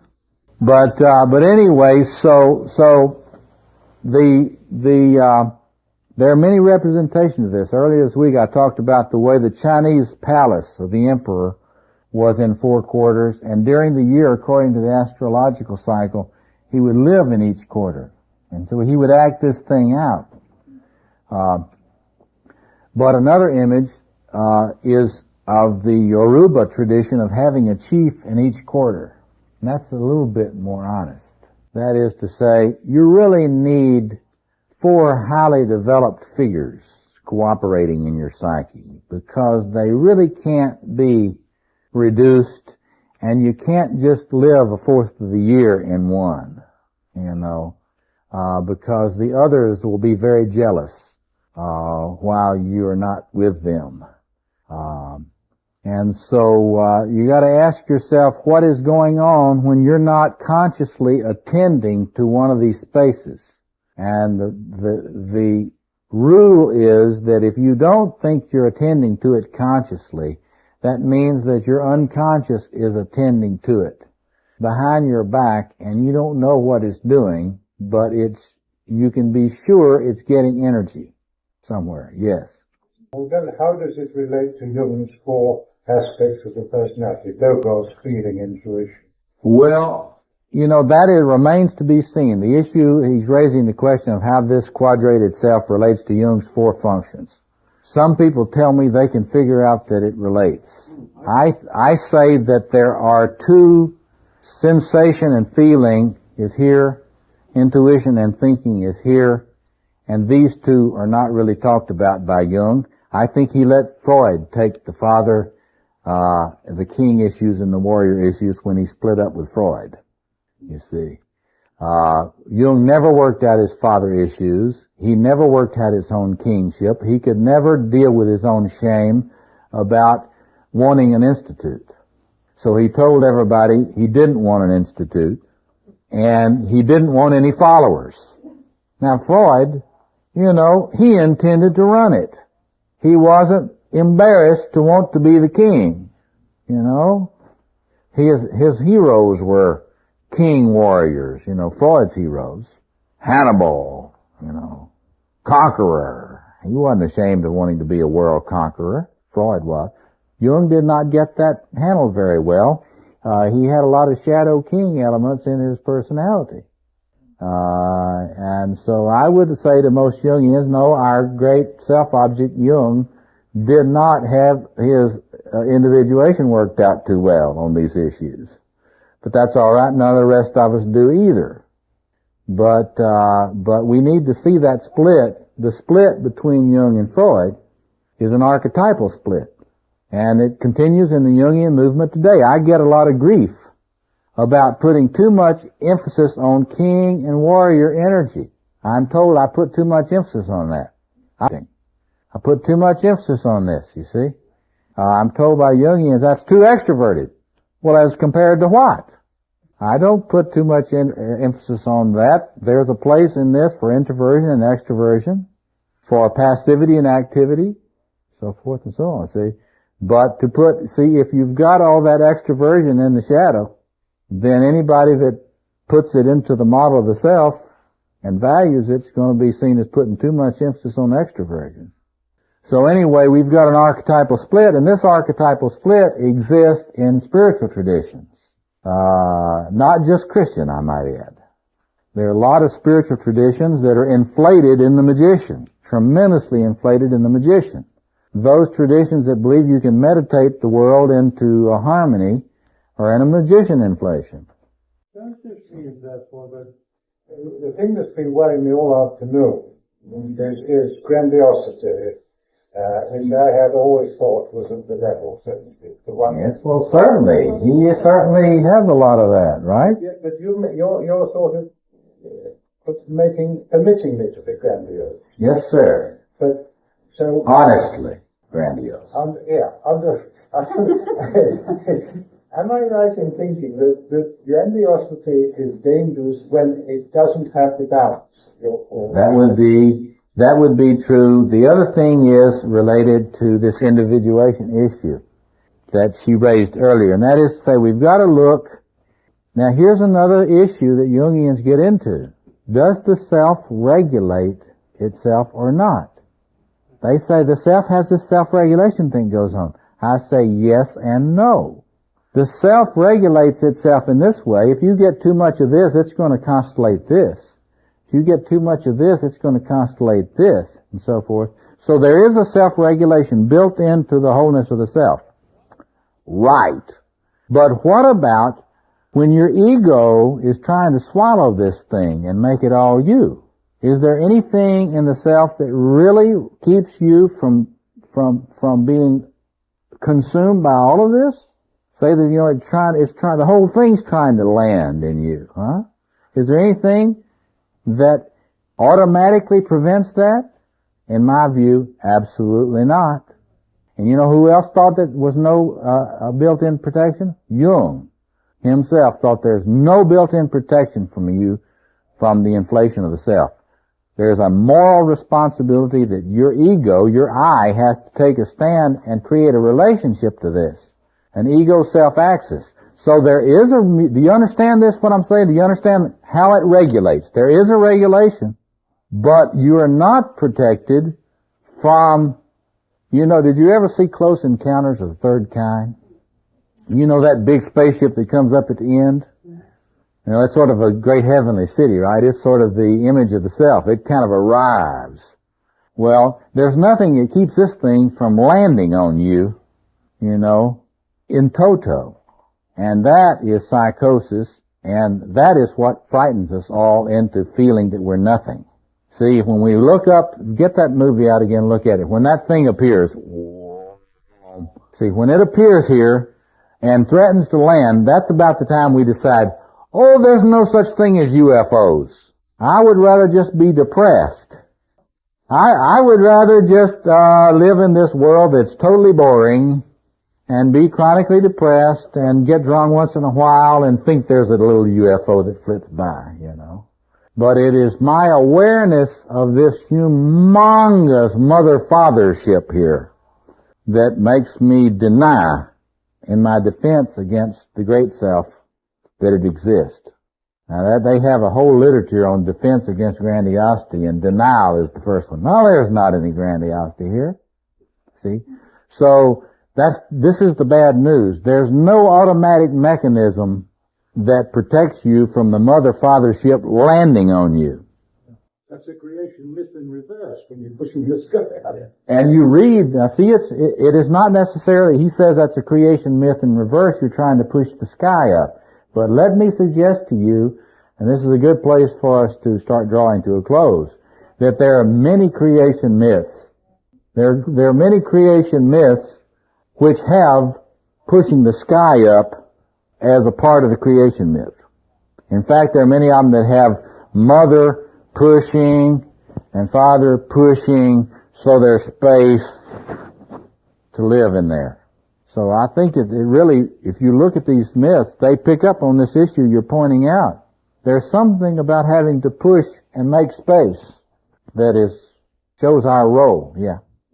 That kind of ties into what I was just thinking. You're talking about the shadow on the corners, and as you get to the top, you said if you're one-sided and get up to the top, you fall into another thing. It's like if the grandiose self is sitting up at that peak, burning there, and if you get out that faith heart, there's a temperate zone in there that you can sort of live within that cycle. But if you're too far down into the chaos region, the shadow region, or if you get too close up there, you're going to get swallowed up and burned up. Yeah, it's all, you can follow what you're saying. She's talking about the different ways, different locations in this space that you can be in trouble. But you can also think about this is where, right up here at the top of this pyramid, this is where the great sacred queen who rules her four quarters lives. In mythology, that's where the Mayan king, this is where the Mayan king stands, who integrates these things. So in other words, you've got the king facet, but then you have the person who's attained this. This is where the great Lord of the four quarters stands.